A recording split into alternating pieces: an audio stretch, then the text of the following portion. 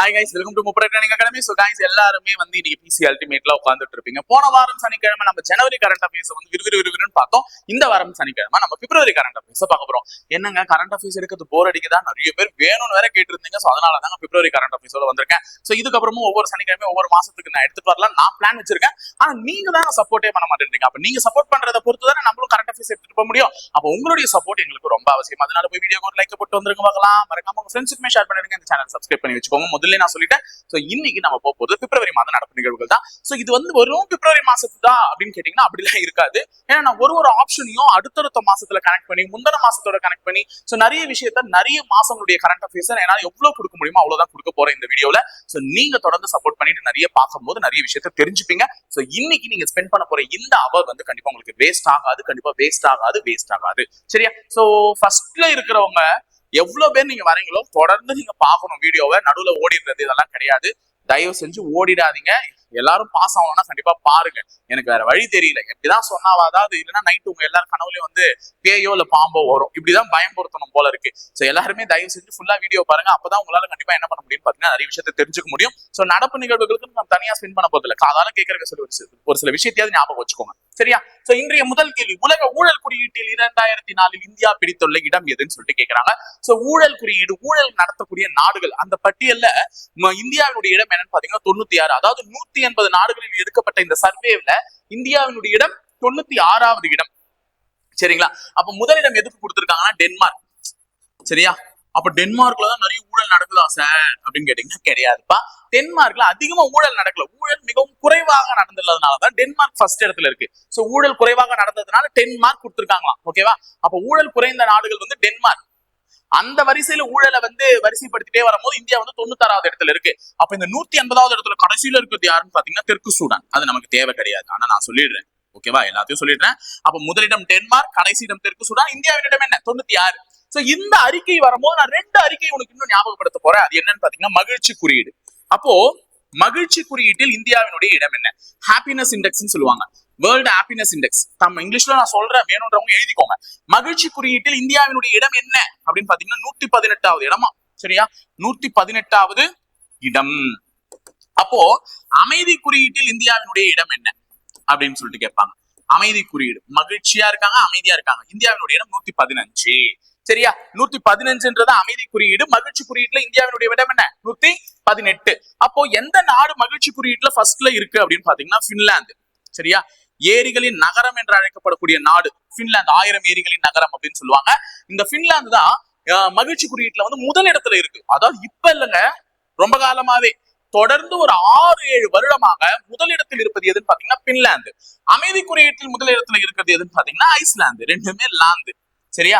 அப்ப நமக்கு இந்தியாவினுடைய இடம் எதுவும் தெரியணும், எந்த ஃபர்ஸ்ட் இடத்துல இருக்குன்றதும் தெரியணும். அப்ப மகிழ்ச்சி குறியீட்டில் இந்தியாவினுடைய இடம் 118, அமைதி குறியீட்டில் இந்தியாவினுடைய இடம் 115, ஊழல் குறியீட்டில் இந்தியாவினுடைய இடம் 96.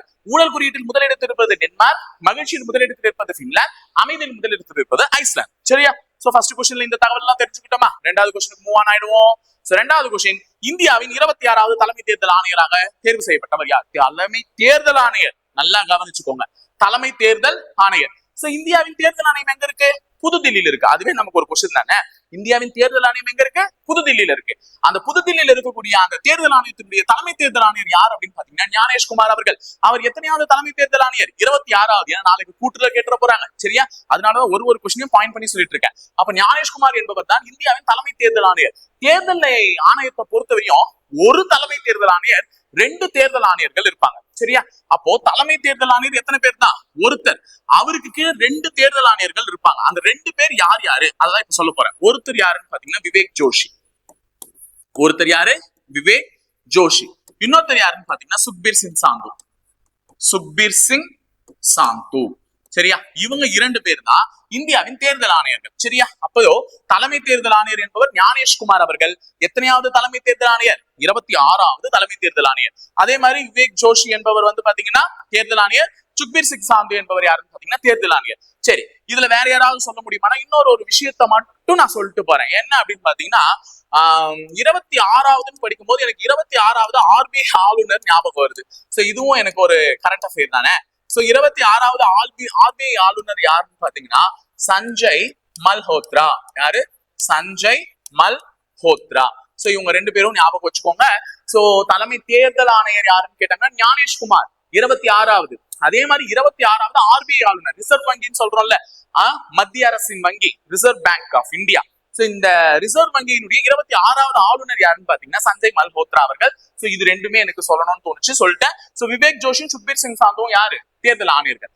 அடுத்தது செபி அமைப்பின் புதிய தலைவராக நியமனம் செய்யப்பட்டவர் யாருன்னு சொல்லிட்டு கேக்குறாங்க. துஹின் காந்த பாண்டே. வேறங்க? துஹின் காந்த பாண்டே. செபி அப்படின்றது security exchange board of India அப்படின்னு சொல்லுவாங்க. கிட்டத்தட்ட இது நல்ல ஒரு வருஷத்துலதான் ஆரம்பிச்சிருப்பாங்க. I think 1992. உன்னுடைய எக்கனாமிக்ஸ்ல படிச்சிருப்பீங்க. இது மட்டும் எனக்கு கரெக்ட் பண்ணுங்க நான் தப்பா சொல்லியிருந்தா. எனக்கு வந்து 1992 ஞாபகம் இருக்கு, இல்ல 88 இருக்கும்னு நினைக்கிறேன். ஐ திங்க் நான் வந்து கன்ஃபார்ம் ஷியோர் அபவுட் இட் அப்படின்றது 1992 நினைக்கிறேன். சோ சப்போஸ் நான் தப்பா சொன்னா கரெக்ட் பண்ணிடுங்க. சோ இது வந்து மட்டும் செக் பண்ணிக்கோங்க. செபியை பத்தி ஒரு முக்கியமான விஷயம், security exchange board of India. ஏன்னா நம்மளுடைய எஸ்ஐ ப்ரீவியஸ் எஸ்ஐ கொஸ்டின்ல என்ன கேட்டிருந்தாங்கன்னா NSE BSE அப்படின்னு சொல்லுவாங்க. இது பாம்பே ஸ்டாக் எக்ஸ்சேஞ்ச், அது நேஷனல் ஸ்டாக் எக்ஸ்சேஞ்ச். தமிழ்ல சொல்றதா இருந்தா தேசிய பங்குச்சந்தை. இந்த நியூஸ்ல எல்லாம் கடைசியில பங்குச்சந்தைகள் இவ்வளவு ஏற்ற இறக்கத்தோட இருக்குன்னு சொல்லுவாங்கல்ல, தேசிய பங்குச்சந்தை. இது பாம்பே பங்குச்சந்தை, பம்பாய் பங்குச்சந்தைன்னு சொல்லுவாங்க. சரிண்ணா? ஓகேவா? இது எல்லாம் எதனுடைய கண்ட்ரோல்ல வருதுன்னு கேட்பாங்க. நம்ம என்ன நினைச்சுக்கிறோம், ஐயோ தேசிய பங்குச்சந்தையில பணத்துல தானே பண்ணுவாங்க, பாம்பே பங்குச்சந்தையில பணத்தை தானே பண்ணுவாங்க, அப்ப பணம்னாலே இது எதனுடைய கண்ட்ரோல்ல வந்துரும்? RBI கண்ட்ரோல்ல வந்துரும் அப்படின்னு நீங்க நினைச்சீங்கன்னா அதுதான் முக்கியமான தப்பு. RBI கண்ட்ரோல்ல அது வராதுங்க. பணத்தை வச்சு பேசினா RBI கண்ட்ரோல்ல தான் வருமா? கிடையாது.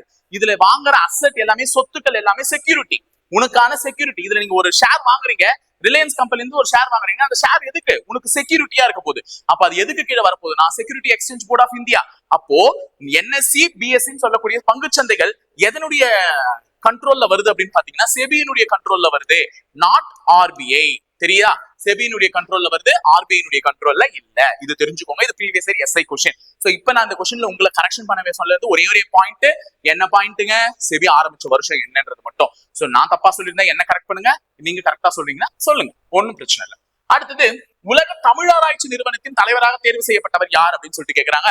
சோ ரொம்ப முக்கியமான क्वेश्चन. உலக தமிழாராய்ச்சி நிறுவனம் தமிழ் நூல்களையும் தமிழ் போன்ற சில சங்ககால இலக்கியங்களையும் ஆராய்ச்சி பண்ணக்கூடியதுதான் உலக தமிழாராய்ச்சி நிறுவனம். அந்த தமிழாராய்ச்சி நிறுவனத்தின் தலைவராக தேர்ந்தெடுக்கப்பட்டவர் யாருன்னு பாத்தீங்கன்னா பாலகிருஷ்ணன். சோ முக்கியமான ஒரு கொஸ்டின். சோ சென்னை தரமணியில இருக்கக்கூடிய தலைமையிடமாக கொண்டுள்ள இந்த உலக தமிழாராய்ச்சி நிறுவனத்தினுடைய தலைவர் யாருன்னு பாத்தீங்கன்னா பாலகிருஷ்ணன் அவர்கள். ரீசெண்டா ஒரு புக்கு கூட எழுதியிருப்பாரு, சிந்து முதல் வைகை வரை அப்படின்னு சொல்லிட்டு ஒரு புக் எழுதியிருப்பாரு. அதுக்கு ஞாபகம் மட்டும் வச்சுக்கோங்க, இந்த லைன் இருக்கும். என்ன இருக்கும்? தமிழ் நாகரிகத்தின் தொட்டில். ஐ திங்க் தமிழ் நாகரிகத்தின்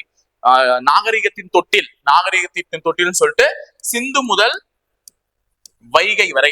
ஏன்னா சிந்துன்றது வடக்குல இருக்கிறது, வைகைன்றது தெற்குல இருக்கிறது. சோ இந்த புக்கை எழுதியிருப்பார் பாலகிருஷ்ணன். அப்ப உலக தமிழாராய்ச்சி மையத்தின் தலைவர் யாருன்னா பாலகிருஷ்ணன். அவர் ஒரு முக்கியமான ஒரு புக்கை எழுதியிருப்பார், நாகரிகத்தின் தொட்டில் சிந்து முதல் வைகை வரை அப்படின்னு ஒரு புத்தகத்தை எழுதியிருந்தா அது அவர் தான். சோ இந்த முருகானந்தம் யாரு அப்படின்னு பாத்தீங்கன்னா நம்மளுடைய தலைமைச் செயலாளர், தமிழகத்தினுடைய தலைமை செயலாளர்.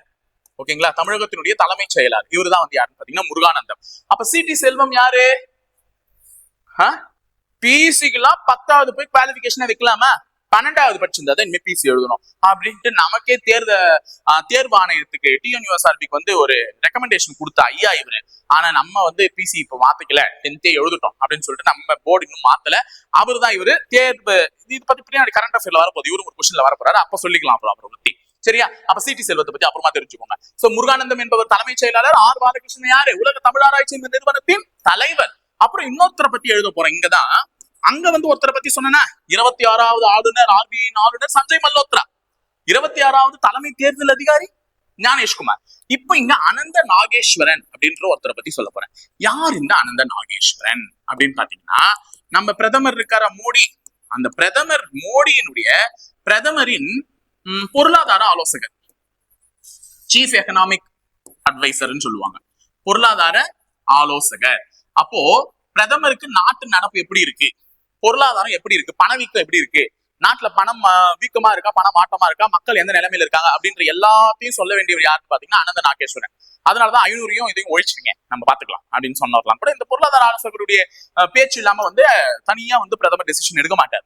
அப்போ அனந்த நாகேஸ்வரன் என்பவர் பிரதமரின் பொருளாதார ஆலோசகர். இது ஒரு பதவி இருக்கு. இது நான் இந்த பிப்ரவரி மாசம் கரண்ட் அஃபேர்ஸ்ல இருக்கு. பட் இங்க கொஸ்டின்ல வைக்கலன்ற ஒரு காரணத்தினால இது எக்ஸ்ட்ரா பாயிண்டா சொல்றேன், நோட் பண்ணி வச்சுக்கோங்க. சரியா? அப்ப இங்க 3 பேரை பத்தி சொல்லியிருக்கேன். முருகானந்தம் என்பவர் தமிழ்நாட்டின் தலைமைச் செயலாளர். ஆர் பாலகிருஷ்ணன் என்பவர் உலக தமிழாராய்ச்சி மையத்தின் தலைவர், அனந்த நாகேஸ்வரன் என்பவர் பிரதமரின் பொருளாதார ஆலோசகர். சரியா, அடுத்தது போலாமா? 5வது கேள்வி. 55 கொஸ்டின் இருக்கு, கொஞ்சம் கூட சேர்ந்து கவனிச்சுக்கோங்க. அமெரிக்காவின் FBI அமைப்பின் இயக்குநராக பதவியேற்றவர் யார்? FBI அப்படின்னா ஃபெடரல் பியூரோ ஆஃப் இந்தியா. இந்தியாவில் எப்படி சிபிஐயோ அந்த மாதிரி அமெரிக்காவில் FBI. சரியா, அப்ப சிபிஐக்கு பயப்படுற மாதிரி அங்க FBIக்கு பயப்படுவாங்க. Federal bureau of India, FBI officers அப்படின்னு சொல்லுவாங்க. சோ இந்திய வம்சாவளியை சேர்ந்தவர்கள் அப்படின்னு தான் இங்க கொடுத்திருக்காங்க. கொடுக்கலையா? அப்ப எழுதிக்கோங்க. அமெரிக்காவின் FBI அமைப்பின் இயக்குநராக பதவியேற்ற இந்திய வம்சாவளியை சேர்ந்தவர் யாருன்னு எழுதி வச்சுக்கோங்க. ஏன்னா இந்தியர்களின் கைதான் எல்லா இடத்துலயும் ஓங்கி இருக்கு. உலகத்தால் பார்க்கப்படுகிற அனைத்து மிக மிக முக்கிய நிறுவனங்களிலும் இந்தியர்கள் தான் முக்கிய பதவியில் இருக்காங்க. அதாவது தலைமை அதிகாரியா இருக்காங்க. சிஇஓன்னு சொல்லக்கூடிய சீஃப் ஆபீசர்ஸ் அவங்களா தான் இருக்காங்க. யார் இவங்க அப்படின்னு சொல்லிட்டு சீஃப் எக்ஸிகியூட்டிவ் ஆபீசரா இருக்கவங்க இந்த சுந்தர் பிச்சை யார் அப்படின்னு பாத்தீங்கன்னா கூகுள் நிறுவனத்தினுடைய தலைமை செயல் அதிகாரி. அப்போ சுந்தர் பிச்சை யாரு? கூகுளினுடைய தலைமை செயல் அதிகாரி, சிஇஓன்னு சொல்லுவோம் ஷார்ட்டா. சரியா, சீஃப் எக்ஸிகியூட்டிவ் ஆபீசர் அப்படின்னு சொல்லுவோம். சத்ய நாதெல்லா இவர் யாருன்னு பாத்தீங்கன்னா மைக்ரோசாஃப்ட். யாரு? மைக்ரோசாஃப்ட் நிறுவனத்தின் தலைமை செயல் அதிகாரி. அப்போ FBI அமைப்பின் இந்திய வம்சாவளியை சேர்ந்த தலைவர் யார் அப்படின்னு பாத்தீங்கன்னா காஷ் பட்டேல். யாரு? காஷ் பட்டேல். அப்ப இது ஒரு முக்கியமான விஷயமா? அப்போ உலகத்துல இருக்கக்கூடிய முக்கியமான நிறுவனங்களுடைய தலைமை செயல் அதிகாரிகளா இந்தியர்கள் யார் யாரெல்லாம் இருக்காங்கன்றத சொல்லிட்டேன். 4 பேர் சும்மா கேட்பான். மைக்ரோசாஃப்ட் நிறுவனத்தின் தலைமை செயல் அதிகாரி யார் அப்படின்னு சொல்லிட்டு கேட்பான். மைக்ரோசாஃப்ட் நிறுவனத்தின் தலைமை செயல் அதிகாரி யார்? Who is the chief executive officer of Microsoft அப்படின்னு கேட்டாங்கன்னா சத்ய நாதெல்லா அப்படின்னு தெரிஞ்சுக்கோ. அவர் ஒரு இந்தியா வம்சாவளியை சேர்ந்தவர். இந்தியாவில பிறந்து அங்கெல்லாம் செட்டில் ஆனவங்க. ஓகேவா, இந்திய வம்சாவளியை சேர்ந்தவர்கள். அடுத்தது பிம்ஸ்டெக் அமைப்பின் இளைஞர் மாநாடு 2025 எங்க நடந்தது அப்படின்னு சொல்லிட்டு கேட்கிறாங்க. நல்லா ஞாபகம் வச்சுங்க. பிம்ஸ்டெக் எத்தனை உறுப்பு நாடுகளை கொண்டதுன்னா 7 உறுப்பு நாடுகளை கொண்டது. சரியா, சார்க் 8 உறுப்பு நாடுகள். பிம்ஸ்டெக் எத்தனை? 8 உறுப்பு நாடுகளை கொண்டது. யாரு? சார்க். சரியா, படிச்சிருப்பீங்க. 1985 உருவான இந்த சார்க் 8 நாடுகள். பிம்ஸ்டெக் 7 நாடுகள். ஏன்னா அந்த லெட்டரே எத்தனை இருக்குன்னு பாருங்க, 7 தான். அந்த 7 உறுப்பு நாடுகள்ல எல்லாரும் இருக்கும்ன்றது தெரியும். ஆனா அதோட ஒரிஜினல் எக்ஸ்பென்ஷன் வேற. ஆனா அதை வச்சு உறுப்பு நாடுகளை போட்டு இருப்பாங்க. ஆனா இது multi sectoral technical and economic cooperation bay of Bengal initiative for multi sectoral. அதுதான் அதனுடைய விரிவாக்கம். நமக்கு அதெல்லாம் இப்ப தேவையில்லை. அவன் என்ன கேட்டிருக்கானா பிம்ஸ்டெக் அமைப்பின் இளைஞர் மாநாடு. நல்லா கவனிங்க, இந்த வார்த்தை ரொம்ப முக்கியம். நான் மறுபடியும் கரண்ட் அஃபேர்ல ஒரு வார்த்தையை ஸ்ட்ரெச் பண்றேன் அப்படின்னா அது கவனிச்சுக்கோங்க. ஏன்னா பிம்ஸ்டெக் அமைப்பின் 6வது மாநாடு. சரியா, 6வது மாநாடு இளைஞர் மாநாடு கிடையாது, வெறும் 6வது மாநாடு எங்க நடந்ததுன்னா பேங்காங்ல நடந்தது. எங்க? பேங்காங் எங்க இருக்கு? தாய்லாந்துல இருக்கு. சோ இங்க நடந்தது. இது பிம்ஸ்டெக் மாநாட்டின் 6வது மாநாடு நடைபெற்ற இடம். ஆனா இவங்க எங்க கேட்கறது பிம்ஸ்டெக் மாநாட்டின் இளைஞர் மாநாடு நம்மளுடைய இந்தியாவில தான் நடந்தது. இந்தியாவில எங்க அப்படின்னு பாத்தீங்கன்னா காந்தி நகர். காந்தி நகர் எங்க இருக்கு? குஜராத். சரியா, காந்தி நகர் எங்க இருக்கு? Gujarat. Because Gandhi Nagar is the capital of Gujarat. குஜராத்தினுடைய தலைமையிடம் இது காந்தி நகர் தான். அப்ப பிம்ஸ்டெக் அமைப்பின் இளைஞர் மாநாடு எங்க நடந்ததுன்னா காந்தி. இளைஞர்களை வழிநடத்தி சென்றவர் தானே காந்தி அப்படின்னு ஞாபகம் வச்சுக்கலாம்ல. அப்ப இளைஞர் மாநாடு காந்தி நகர் குஜராத். இது பிம்ஸ்டெக் அமைப்பின் 6வது மாநாடு எங்க நடந்தது? Bangkok, Thailand. சரியா, அடுத்த கொஸ்டின் போலாமா? 7வது கொஸ்டின். G20 அமைப்பின் வெளியுறவுத்துறை அமைச்சர்கள் மாநாடு எப்போது எங்க நடைபெற்றதுமா? இது நல்லா ஞாபகம் வச்சுக்கோங்க. G20ல வெளியுறவுத்துறை அமைச்சர்கள், நிதி அமைச்சர்கள் மாநாடு, G20 மாநாடு இப்படின்னு தனித்தனியா நடக்கும். புரியுதா? நிதி அமைச்சர்கள்லாம் ஒன்னா சேருவாங்க, வெளியுறவுத்துறை அமைச்சர்கள்லாம் ஒன்னா சேருவாங்க.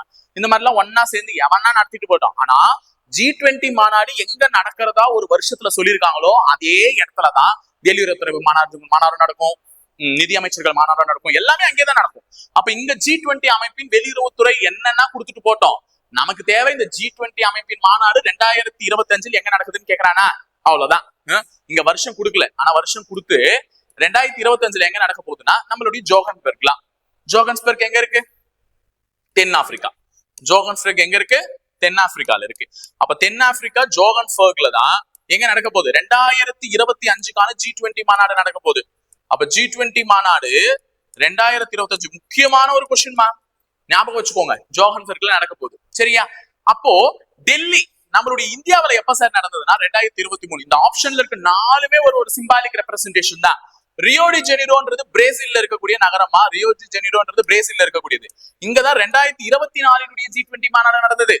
வாஷிங்டன் எங்க இருக்கு? அமெரிக்கா. வாஷிங்டன் எங்க இருக்கு? அமெரிக்கா. இங்கதான் 2026 G20 மாநாடு. அப்ப பாருங்க, 4 ஆப்ஷன்லயுமே சமீபத்தில் நடந்த அல்லது நடக்க போகிற G20 மாநாடுகளுடைய இருப்பிடங்கள் தான் கொடுக்கப்பட்டுள்ளது. அப்ப டெல்லி எப்போ 2023, பிரேசில் எப்போ 2024, தென்னாப்பிரிக்கா எப்போ 2025, இது எப்போ இந்த அமெரிக்கா எப்போ வாஷிங்டன் 2026. இங்கதாங்க எங்களுக்கு ஒரு ஸ்லைட்டா ஒரு கன்ஃபியூஷன் ஆகுது. என்ன கன்ஃபியூஷன் ஆகுது? ஒரு கன்ஃபியூஷனும் இல்ல. இந்த G20 உச்சி மாநாடும் இந்த பிரிக்ஸ் உச்சி மாநாடும் இந்த பிரேசில்லே நடத்தி தொலைச்சுட்டாங்க. ஆனா வருஷம் தான் வேற வேற. G20 உச்சி மாநாடு 2024 பிரேசில்ல நடத்தினாங்க. சரியா? பிரிக்ஸ் உச்சி மாநாடு 2025 தான் எங்க நடத்தினாங்க? பிரேசில்ல நடத்தினாங்க. சார் இதுதான் சார் எனக்கு கன்ஃபியூஸே ஆகுது அப்படின்னு என்கிட்ட ஒரு கேண்டிடேட் ரொம்ப இது சொன்னாரு. அவருக்கு நான் சொல்றதுக்கு ஒரு ஷார்ட்கட் யோசிச்சு வச்சிருக்கேன். அதை தான் இப்ப உங்க கூட ஷேர் பண்ணிக்க போறேன். என்னன்னா, பிரிக்ஸ்னா செங்கலாமா? பிரிக்ஸ்னா இங்க மாநாடுமா? இது ஒரு அமைப்பு. நான் இங்க வரல. நார்மலா பிரிக்ஸ்னா என்னன்னு சொல்லுவோம்? செங்கல்களை இங்கிலீஷ்ல பிரிக்ஸ்ன்னு சொல்லுவோம். அப்போ 20 ரூபாய் இருந்தா எல்லாரும் என்ன பண்ண முடியும்? பிரிக்ஸ் செங்கல் வாங்கி இந்த 2025 வீடு கட்ட முடியும். அப்ப பிரேசில் ஞாபகம் வச்சுக்கோங்க. ஃபர்ஸ்ட் 20 தான் முதல். 20 ரூபாய் இருந்தா நான் என்ன வாங்குவேன்? செங்கலை வாங்கி வீடு கட்டுவேன். அப்ப 20 தான் முதல். G20ல 2024 நடந்துச்சு. அப்ப 20 சம்பாரிச்சிட்டேன், 20 ரூபாய் சம்பாரிச்சிட்டேன். பிரிக்ஸ் வாங்கி இப்ப 2025 வீடு கட்டுறேன். புரியுதா? அப்ப 2024 20 ரூபாய் சம்பாரிச்சு 2025 பிரிக்ஸ் வாங்கி வீடு கட்டிட்டேன். ஓகேவா? சோ இது ஞாபகம் வச்சுக்கோங்க. பிரேசில் அப்ப பின்னாடி தான் வரணும். அப்ப 2024 பிரேசில், 2025 தான் பிரேசில். இப்ப பிரிக்ஸ் உச்சி மாநாடு. இப்ப நான் எப்படி G20 உச்சி மாநாடு 4 வருஷம் எங்க நடந்ததுன்னு சொன்னேன், அந்த மாதிரிதான் பிரிக்ஸையும் சொல்ல போறேன் வரும்பொழுது. அப்போ தெரிஞ்சு வச்சுக்கோங்கம்மா. ஏன்னா இதெல்லாம் கண்டிப்பா முன்னாடி வருஷம், பின்னாடி வருஷம், அந்த வருஷம் இததான் கேட்பாங்க. அப்போ 2024 G20 மாநாடு பிரேசில், 2025 தென்னாப்பிரிக்கா, 2026 அமெரிக்கா. இது தெரிஞ்சுக்கோங்க. அதாவது நடந்தது, நடந்து முடிந்தது, நடக்க போவது, இது எல்லாத்தையும் கேட்டு தொலைவோம். அதனாலதான் தெரிஞ்சு வச்சுக்கோங்கன்னு சொல்லிட்டேன். 8வது கேள்வி போயிடலாமா? முதல் செயற்கை நுண்ணறிவு செயல்முறை உச்சி மாநாடு ரொம்ப ரொம்ப முக்கியம். செயற்கை நுண்ணறிவு என்றாலே AI, ஜெமினி, ChatGPT மாத்தி கொடு அப்படின்னு சொல்றீங்களா? அது அந்த முதல் செயற்கை நுண்ணறிவினுடைய செயல்முறை உச்சி மாநாடு தற்போது எங்க நடைபெற்றது என்றால் பிரான்ஸ் நாட்டில் நடைபெற்றது. சோ இத பத்தி நீங்க தெரிஞ்சுக்க வேண்டியது சும்மா ஜஸ்ட் கான்செப்ட் தான். AI உச்சி மாநாடு எங்க நடந்ததுன்னா பிரான்ஸ் எங்க இருக்குன்னு தெரியும் உங்களுக்கே. சரி, இப்போ அந்த AI பத்தி உங்களுக்கு ஒரு சில விஷயங்களை நான் பகிர போகிறேன். என்ன அப்படின்னா, இந்த AI வச்சு எல்லாமே தொழில் ரீதியா வளர்றாங்க. சோ நாளை பின்ன மனிதர்களுடைய வேலையே இந்த AI பறிக்கக்கூடிய சூழ்நிலை வரலாம். அப்படி இருக்கும்போது இந்த AI பத்தின ஒரு சில விஷயங்கள் என்னென்ன அப்படின்னு பாத்தீங்கன்னா, நியூஸ் ரீடர்ஸ், அதாவது செய்தி வாசிப்பாளர்கள், அதாவது AI இதை வச்சு நியூஸ் ரீடர்ஸ் ரெடி பண்ணிட்டாங்க. செய்தி வாசிப்பாளர் 2 பெண்கள். இந்தியாவின் முதல் நியூஸ் ரீடர் லிசா, இப்ப அங்கீதா. 2 பேருக்கு வித்தியாசம். அப்போ AI செய்தி வாசிப்பாளர், இந்தியாவின் முதல் AI செய்தி வாசிப்பாளர் யாருன்னா லிசா எந்த மாநிலத்தை சேர்ந்தவள்? ஒடிசாவை சேர்ந்தவள். இப்பொழுது பிராந்திய மொழியான, அதாவது இந்திய மொழி, இந்த லிசா இங்கிலீஷ்ல வாசிச்சு, இப்ப பிராந்திய மொழியான நம்மளுடைய மொழி, அந்த இதோட மொழியிலே வாசிக்குது. அங்கீதா எந்த மாநிலம் என்றால் அசாம். சரியா? அசாமீஸ் மொழியிலே வாசிப்பாங்களா இந்த அங்கீதா. ஓகேவா? அப்ப 2 செய்தி வாசிப்பாளர்கள் AI செய்தி வாசிப்பாளர்களாக இருக்கிறார்கள். யாரு? லிசா, அங்கீதா. லிசா ஒடிசாவை சேர்ந்தவள், அங்கீதா அசாமை சேர்ந்தவள். அடுத்தது AI வாத்தியார், டீச்சர், ஆசிரியர்னு எழுதுங்க, நான் வாத்தியார்னு எழுதி வைக்கிறேன். இந்த AI ஆசிரியர் யாருன்னு பாத்தீங்கன்னா, இந்தியாவின் முதல் AI ஆசிரியர் யாருன்னா ஐரிஸ். யாரு? ஐரிஸ். எந்த மாநிலத்தை இதுல சேர்ந்தவங்கன்னா கேரளம். ஓகேவா? அப்போ தமிழ்நாட்டின் முதல் AI ஆசிரியர், தமிழ்நாடு இது முதல் AI ஆசிரியர் யார் அப்படின்னு பாத்தீங்கன்னா, தமிழ்நாட்டுல மார்க்ரெட். ஏன்னா டீச்சர் எதுல போடுவாங்க? ரெட் பென்ல தான் மார்க் போடுவாங்க. மார்க்ரெட். ஓகேவா? ஞாபகம் வச்சுக்கோங்க. தமிழகத்தை சேர்ந்த டீச்சருங்க ரெட் பென்ல தான் மார்க் போடுவாங்க. ரெட் பென் இல்லன்னு சொல்லிட்டாங்க சார் அப்படின்னு ஞாபகம் வரும்ல. சோ ரெட் பென்ல தான் மார்க் போடுவாங்க. இந்த ரெட் பென்ல மார்க் போடுற டீச்சர் எந்த ஊரை சேர்ந்தவங்கன்னா ராமநாதபுரம். யாரு? ராமநாதபுரம். அப்ப தமிழகத்தின் முதல் AI டீச்சர் ராமநாதபுரத்தை சேர்ந்தவர். பேர் என்ன? மார்க்ரெட். இந்தியாவின் முதல் AI டீச்சர் ஐரிஸ். அது எந்த மாநிலத்தை சேர்ந்தவர்? கேரளா. லிசா எங்க? ஒடிஷா. அங்கீதா எங்க? அசாம். இதை வச்சு ஞாபகம் வச்சுக்கோங்க. AI பத்தி சொல்லும் போது இவ்வளவு விஷயத்தை நான் ஷேர் பண்ணிக்கிட்டேன். 9th கொஸ்டினுக்கு போயிடலாமா? 2023-24 நிதியாண்டில் அதிக வருமானம் ஈட்டிய தேசிய கட்சி எதுன்னு கேக்குறாங்க. சோ 2024 எலெக்ஷன் நடந்ததுன்னு உங்களுக்கே தெரியும். அந்த எலெக்ஷனுக்கு அப்போ அதிகமா தேசிய கட்சிக்கு நிதி அளிப்பாங்க. இப்ப அம்பானி எல்லாம் பாத்தீங்கன்னா அவங்களுக்கு கொடுக்குற நிதி என்னால வாழ்ந்தான்ல அப்படின்னு சொல்லுவாங்க படத்துல டைலாக்லாம். அரசியல் கட்சி தலைவர்களை உருவாக்கிட்டு நாம் தான் உனக்கு கோடி கோடியா கொட்டி உன்னை இந்த சீட்ல உட்கார வச்சிருக்கேன் அப்படிலாம் மிரட்டுவாங்க. அந்த மாதிரி தேசிய கட்சிகளுக்கு நிதி வழங்குவாங்க. அது எந்த தேசிய கட்சிக்கு அதிகமான நிதி வந்திருக்கு அப்படின்னு பாத்தீங்கன்னா நம்மளுடைய பிஜேபி தான். ஆனா இது நமக்கு முக்கியமான கொஸ்டினா நான் சொல்ல வரல. இதுல இன்னொரு விஷயத்தை எங்க சொல்றேன்னா, நமக்கு இந்த ஜிகே பார்ட்டா ஒண்ணு உதவுது. இப்ப இந்த தேசிய கட்சிகள் எத்தனை இருக்கு? கமெண்ட் பாக்ஸ்ல கமெண்ட் பண்ணுங்க. வாங்க வாங்க. ஏற்கனவே நான் ஷார்ட்ஸ் வேற எடுத்திருக்கேன்.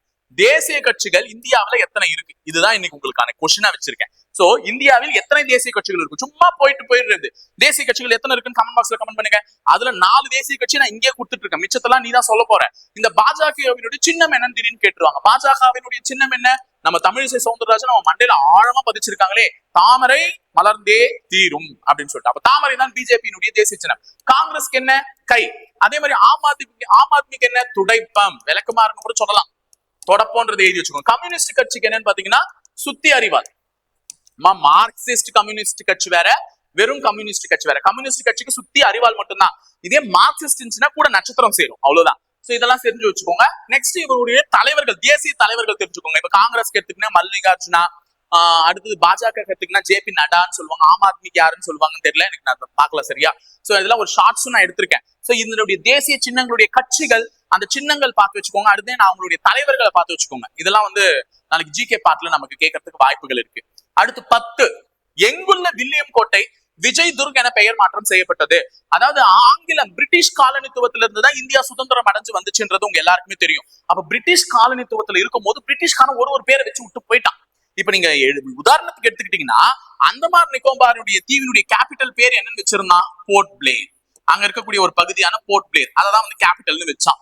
இப்ப மோடி ஆட்சிக்கு வந்ததுக்கு அப்புறம் ஒழிக்கணும் பிரிட்டிஷ் பேரெல்லாம் வேணாம் அப்படின்னு ஒழிச்சதுதான் என்னன்னு பாத்தீங்கன்னா இந்த போர்ட் பிளேர். ஃபர்ஸ்ட் இதெல்லாம் வேணாம், போர்ட் பிளேர் பேர் வேணாம், இனிமே என்ன ஸ்ரீ விஜயபுரம் அப்படின்னு சொல்லிட்டார். அப்ப அந்தமான் நிக்கோபாரினுடைய கேபிட்டலுடைய பெயர் என்னது? ஸ்ரீ விஜயபுரம் அப்படின்னு சொல்லியிருக்காங்க. அப்ப போர்ட் பிளேர் என்ற ஒரு பேரை வந்து நீக்கிட்டு ஸ்ரீ விஜயபுரம்னு ஒரு பேரை மாத்தினாங்க. அப்ப எங்குள்ள வில்லியம் கோட்டைன்றது உங்க எல்லாருக்குமே தெரியும். இருட்டற துயர சம்பவம் நடந்த கொல்கத்தாவில் உள்ளது. அப்ப கொல்கத்தா, ஓகேவா? இருட்டறை துயர சம்பவம் நடந்ததுன்னு தெரியும். சோ அந்த வில்லியம் கோட்டைக்கு என்ன பேர் மாத்திட்டார்? விஜய் துர்க் அப்படின்னு பேர் மாத்திட்டார். சரியா? விஜய் துர்க் இங்க வந்து நிறைய சொல்லியிருப்பாரு. சோ அந்த மாதிரி பேர் மாத்ததுல இது ஒரு முக்கியமான பேர். அப்ப வில்லியம் கோட்டையினுடைய புதிய பெயர் என்னன்னு பாத்தீங்கன்னா விஜய் துர்க். அது எங்க இருக்கு? கொல்கத்தா நகரத்துல இருக்கு. சரியா? 11வது கேள்வி, எந்த ஆண்டுக்குள் யானைக்கால் நோய் இல்லாத இந்தியா இலக்கு நிர்ணயம் செய்துள்ளது அப்படின்னு சொல்லிட்டு கேக்குறாங்க. சோ இப்ப நிறைய விஷயத்தை இந்த கொஸ்டின்ல நான் சொல்ல போறேன். யானைக்கால் நோய் என்பது வந்து லிம்பட்டிஸ் ஃபிலேரியா அப்படின்னு சொல்லுவாங்க. ஒரு ஃபிலேரியா என்ற உருளை புழுவால் ஏற்படக்கூடிய நோய். அப்ப யானைக்கால் நோய் ஏற்படுவதற்கான காரணம் என்ன புழு? ஃபிலேரியா என்ற உருளை புழு, இதுதான் காரணம். சோ இந்தியா வந்து 2027க்குள்ள யானைக்கால் இல்லாத இந்தியா நோய் அப்படின்னு வந்து உருவாக்குறதுக்கு போராடிக்கிட்டு இருக்கு. அப்ப 2030 வந்து டிபி ஒழிப்பு இலக்கு. சரியா? டிபி ஒழிப்பு இலக்கு. அப்ப 2030க்குள்ள இந்தியாவில் யாருக்குமே காசநோய் இல்லாத இந்தியா அப்படின்னு சொல்லிட்டு சொல்றது வந்து பாத்தீங்கன்னா 2030. அப்ப 2035 என்ன இலக்கு அப்படின்னு பாத்தீங்கன்னா விண்வெளி நிலையம், இந்தியா சார்பில் விண்வெளி நிலையத்தை அமைக்க இலக்கு. இந்தியா சார்பில் விண்வெளி நிலையம், அதுக்கு பேர் கூட என்னன்னு சொல்லி பாரதிய அந்தார்கிஷ் நிலையம்னு வரும். சோ பேர் வந்து பாரதிய அந்தார்கிஷ் நிலையம் அப்படின்னு சொல்லிட்டு வச்சிருப்பாங்க. சோ இது ஞாபகம் வச்சுக்கோங்க. அப்ப இந்தியா சார்பில் ஒரு விண்வெளி நிலையம் அமைக்கப்பட போகிறது. அதனுடைய பெயர் பாரதிய அந்தார்கிஷ் நிலையம். அது எந்த வருஷத்துக்குள்ள அமைப்பேன்? 2035க்குள்ள அமைப்பேன். 2047ல போதைப் பொருள் இல்லாத இந்தியா, போதைப் பொருள் இல்லா இந்தியா. சரியாமா? ஒரு வருஷத்துக்கு ஒன்னொன்னு சொல்லியிருக்கேன். அப்ப 2030 டிபியை ஒழிச்சு கட்டுவோம். 2035 விண்வெளி நிலையத்தை அமைச்சு காட்டுவோம். 2047ல போதைப் பொருள் இல்லாத இந்தியாவாக உருவெடுப்போம். இது எல்லாமே இந்தியா நிர்ணயித்துள்ள இலக்குகள். சரியா? அப்ப 2027ல யானைக்கால் நோயை ஒழிப்போம், 2030ல டிபியை ஒழிப்போம், 2035ல விண்வெளி நிலையத்தை அமைப்போம், 2047ல போதைப் பொருள் இல்லாத இந்தியாவை ஒரு உருவெடுப்போம், 2040ல நிலவுக்கு மனிதர்களை அனுப்புவோம். எல்லாம் தெரிஞ்சு வச்சுக்கோங்க. 2040 இப்ப வாய் வழியா சொல்லக்கூடிய தகவல். 2040ல எங்க அனுப்புவோம்? நிலவுக்கு மனிதர்கள் அனுப்புவோம். இப்ப இந்த 2030 இந்த தமிழ்நாடு அரசாங்கம் என்ன சொல்லியிருக்கு அப்படின்னு பாத்தீங்கன்னா 1 ட்ரில்லியன் பொருளாதாரத்தை உருவாக்கும். என்னது? 1 ட்ரில்லியன் பொருளாதாரத்தை உருவாக்குவோம். இதுவும் ஒரு முக்கியமான கரண்ட் அஃபேர்ஸ் தான். எல்லாத்தையும் சொல்லிட்டேன் ஒரே பாயிண்ட்ல. சரியா? அப்போ 2030ஆம் ஆண்டுக்குள் தமிழக அரசாங்கம் 1 ட்ரில்லியன் பொருளாதார மிக்க மாநிலமாக தரம் உயரும் அப்படின்னு சொல்லிட்டு மு க ஸ்டாலின் அவர்கள் சொல்லியிருக்காங்க. சோ இது எல்லாமே தெரிஞ்சு வச்சுக்கோங்க. சரியா? அடுத்து 12வது கேள்வி, 72வது உலக அழகி போட்டி எங்க நடைபெற்றது? உலக அழகி நம்மளுடைய ஹைதராபாத்ல தான் நடந்தது. அப்போ இந்தியாவில் ஹைதராபாத் நகரத்தில் தான் எத்தனையாவது உலக அழகி போட்டி நடந்தது? 72வது உலக அழகி போட்டி நடந்தது. வின் பண்ணது யாருன்னா ஹோப்பல் சுச்சாட்டா ஸ்வாங்ஸ்ட்ரீட். ஹோப்பல் சுச்சாட்டா ஸ்வாங் ஸ்ரீன்றவங்க தான் வின் பண்ணாங்க. எந்த நாட்டு அழகி? தாய்லாந்து அழகி. சரியா? அப்ப தாய்லாந்து அழகியான ஓபல் சுஜாதா ஸ்வாங்ஸ்ரீ அவர்கள் தான் 72வது உலக அழகி போட்டி வந்து எங்க நடந்த உலக அழகி போட்டி? ஹைதராபாத், இந்தியாவில் நடந்த உலக அழகி போட்டியில் வெற்றி பெற்ற வெற்றியாளர். சரியா? சரி, அது தெரிஞ்சு வச்சுக்கோங்க. அடுத்தது 13வது கேள்வி. எங்குள்ள சக்கரைக்கோட்டை பறவைகள் சரணாலயம் ராம்சார் தலமாக அங்கீகரிக்கப்பட்டதுன்னு சொல்லிட்டு கேக்குறாங்க. சக்கரக்கோட்டை பறவைகள் சரணாலயம் உங்களுடைய பள்ளி பாட புத்தகத்திலே இருக்கும். ஆனா இது வந்து சிறந்த ராம்சார் தலங்களாக அறிவிக்கப்பட்டது. ராம்சார் தலங்கள்னா என்ன? ஈர நிலங்கள். ராம்சார் தலங்கள்னா என்ன? ஈர நிலங்கள். சரியா? ஈர நிலங்கள், இதுதான் ராம்சார் தலங்கள்னு சொல்லுவாங்க. இந்த ராம்சார் தலங்கள் சொல்லக்கூடிய ஈர நிலங்களை மத்திய அரசாங்கம் வந்து வருஷா வருஷம் அறிவிக்கும். சரியா? இப்போ பிப்ரவரி மாதம் நல்லா ஞாபகம் வச்சுக்கோங்க, பிப்ரவரி 2 தான் உலக ஈரநில தினம். என்னது? உலக ஈரநில தினம். எப்போ? பிப்ரவரி 2. ஈரநிலங்கள்னா என்ன? ஈரமா இருக்கணும். அப்ப என்னென்ன? குளம், ஏரி, ஆற்றுப்படுகைகள், இதையெல்லாம் பாதுகாக்கணும். இதெல்லாம் பாதுகாக்கலன்னா தண்ணீரே இல்லாம போயிடும். தண்ணீரே இல்லாம போனா மனுஷன் எப்படி வாழ்வான்? அப்ப தண்ணீர் வேணும்ல, அதனால ஈரநிலங்களை பாதுகாக்கணும்னு சொன்னாங்க. அந்த ஈரநிலங்கள் பாதுகாக்கும் போது பறவைகள் வரும், அந்த பறவைகள் சரணாலயம் எல்லாம் இருக்கும். அதெல்லாம் தான் ஈரநிலங்களா பாதுகாக்கப்பட வேண்டிய நிலங்கள் சொல்றாங்க. சோ பிப்ரவரி 2 உலக ஈரநில தினம். கிட்டத்தட்ட இந்தியாவில் இப்போதைக்கு எத்தனை ராம்சார் தலங்கள் இருக்கு? இது தெரிஞ்சு வச்சுக்கோங்க. இந்தியாவில் எத்தனை ராம்சார் தலங்கள் இப்ப வரையும் இருக்கு அப்படின்னு பாத்தீங்கன்னா 91. சரியா? ராஜஸ்தான்ல கடைசியா 2 சேர்த்து இருப்பாங்க, அதோட சேர்த்து 91 ராம்சார் தலங்கள் இருக்கு. அப்ப தற்போது இந்தியாவில் எத்தனை ராம்சார் தலங்கள் உள்ளதுன்னு கேட்டாங்கன்னா 91 ராம்சார் தலங்கள். சோ இந்த சக்கரக்கோட்டை பறவைகள் ராம்சார் தலம் எங்க இருக்குன்னா ராமநாதபுரத்துல இருக்கு. சரியா? தமிழக அரசாங்கத்துல 2 கொடுத்திருக்காங்க, தமிழ்நாட்டுல 2 கொடுத்திருக்காங்க. எப்போ? இந்த பிப்ரவரி மாதம் இந்த ஈரநில தினம் அப்போ 2 ராம்சார் தலங்கள் அறிவிக்கப்பட்டது. ஒன்னு என்னன்னா சக்கரக்கோட்டை பறவைகள் சரணாலயம், இன்னொன்னு என்னன்னா தேர்த்தங்கால் பறவைகள் சரணாலயம். இன்னொன்னு என்னது? தேர்த்தங்கால் பறவைகள் சரணாலயம். அது எங்க இருக்கு அப்படின்னு பாத்தீங்கன்னா அதுவுமே நம்ம ராமநாதபுரத்துலதான் இருக்கு. அப்ப எழுதி வச்சுக்கிறீங்களா? அப்ப நாளைக்கு இது 2த்துல எது கேட்டாலும் நம்ம என்ன பண்ணணும்? ஆன்சர் பண்ணணும். அப்ப சக்கரக்கோட்டை பறவைகள் சரணாலயம் எங்க இருக்கு? ராமநாதபுரம். தேர்த்தங்கால் பறவைகள் சரணாலயம் எங்க இருக்கு? ராமநாதபுரம். சோ அப்ப தமிழகத்துலதான் இருப்பதிலேயே ராம்சார் தலங்கள் அதிகமா இருக்கு. அப்ப ராம்சார் தலங்களே அதிகமாக கொண்டுள்ள மாநிலம் எதுன்னு கேட்டாங்கன்னா தமிழகம். தமிழகத்துலதான் ராம்சார் தலங்கள் அதிகமா இருக்கு. எத்தனை சார் இருக்கு அப்படின்னு பாத்தீங்கன்னா 20 ராம்சார் தலங்கள் இருக்கு. சரியா? 20 ராம்சார் தலங்கள் இருக்கு. அப்ப எந்த மாநிலத்தில் அதிகப்படியான ராம்சார் தலங்கள் இருக்குன்னா தமிழகம். தமிழகத்தில் எந்த மாவட்டத்தில் அதிகமான ராம்சார் தலங்கள் இருக்குன்னா ராமநாதபுரம். ராமநாதபுரத்துலதான் அதிக ராம்சார் தலம். ராம்சார் தலம்னா என்னன்னு சொல்லிட்டேன்? ஈரநிலங்கள் சொல்லிட்டேன். அப்ப ஒரே கொஸ்டின்ல எவ்வளவு ஒரு விஷயத்த சொல்றப்ப சக்கரக்கோட்டை பறவைகள் சரணாலயம் ராமநாதபுரம், தேர்த்தங்கால் பறவைகள் சரணாலயம் ராமநாதபுரம். எந்த மாவட்டத்தில் எந்த மாநிலத்தில் அதிகப்படியான ராம்சார் தலங்கள் இருக்கு? தமிழகம். தமிழகத்தில் எந்த மாவட்டத்தில் அதிகப்படியான ராம்சார் தலங்கள் இருக்கு? ராமநாதபுரம். சரியா? இப்போ ராம்சார் தலங்கள் இந்தியாவில மொத்தமா எத்தனை இருக்குன்னு கேட்டா எத்தனைன்னு சொல்ல சொன்னா 91 சொல்ல சொன்னேன். ரீசெண்டா ராஜஸ்தான்ல 2 சேர்த்திருப்பாங்க. நாளைக்கு ராஜஸ்தானை பத்தி கேட்டு போறாங்க. ராஜஸ்தான்ல மொத்தமே 4 தான் இருக்கு. அந்த ராஜஸ்தான்ல 2 சேர்த்திருப்பாங்க. அது என்னன்றத சொல்லிருந்தேன். சரியா? ராஜஸ்தான்ல சேர்த்தது என்னன்னு பாத்தீங்கன்னா பலோடி மாவட்டம். பலோடி மாவட்டத்துல இருக்கக்கூடிய கிச்சான். அடுத்தது உதய்பூர்ல இருக்கக்கூடிய 2வது உதய்பூர்ல இருக்கக்கூடிய மேனார். என்னது? மேனார். இது 2ம் தான் ராஜஸ்தான் மாநிலத்திலிருந்து சமீபத்தில் தேர்ந்தெடுக்கப்பட்ட ராம்சார் தலங்கள். அப்ப ராஜஸ்தான்ல 4 இருக்கு. ஏற்கனவே கேலடியோ பறவைகள் சரணாலயம், கேலடியோ தேசிய பூங்கா எதுன்றது நமக்கு எல்லாருமே தெரியும். ராஜஸ்தான்ல இருக்கு. சாம்பார் ஏரி ராஜஸ்தான்ல இருக்கு. சோ அது 2மே ஏற்கனவே ராஜஸ்தான்ல இருந்து தேர்ந்தெடுக்கப்பட்ட ராம்சார் தலங்கள். ரீசெண்டா தேர்ந்தெடுக்கப்பட்டது என்னென்னு கேட்பாங்கன்னா பலோடி மாவட்டத்தில் இருக்கக்கூடிய கிச்சான், உதய்பூர்ல இருக்கக்கூடிய மேனார். அப்ப நமக்கு இந்த மாதிரி கூட கொஸ்டின் கேட்கலாம். கிச்சான் மற்றும் மேனார் ஆகியவை சிறந்த ராம்சார் தலங்களாக தற்போது தேர்ந்தெடுக்கப்பட்டது. அது எந்த மாநிலத்தில் உள்ளதுன்னு கேட்டாங்கன்னா ராஜஸ்தான்ல இருக்கு அப்படின்ற மாதிரி சொல்லிடுங்க. லாஸ்ட் கரண்ட் அஃபேருங்க ராம்சார் தலங்களை பத்தி எல்லாமே சொல்லி ஆகணும்ல. எல்லா மாசத்தையும் ஒன்னா சொல்றேன்ல, கொஞ்சம் பொறுத்துக்கிட்டு கவனிங்க. ரொம்ப முக்க போடுறேன்னு நினைக்காதீங்க. ஜெயஸ்ரீ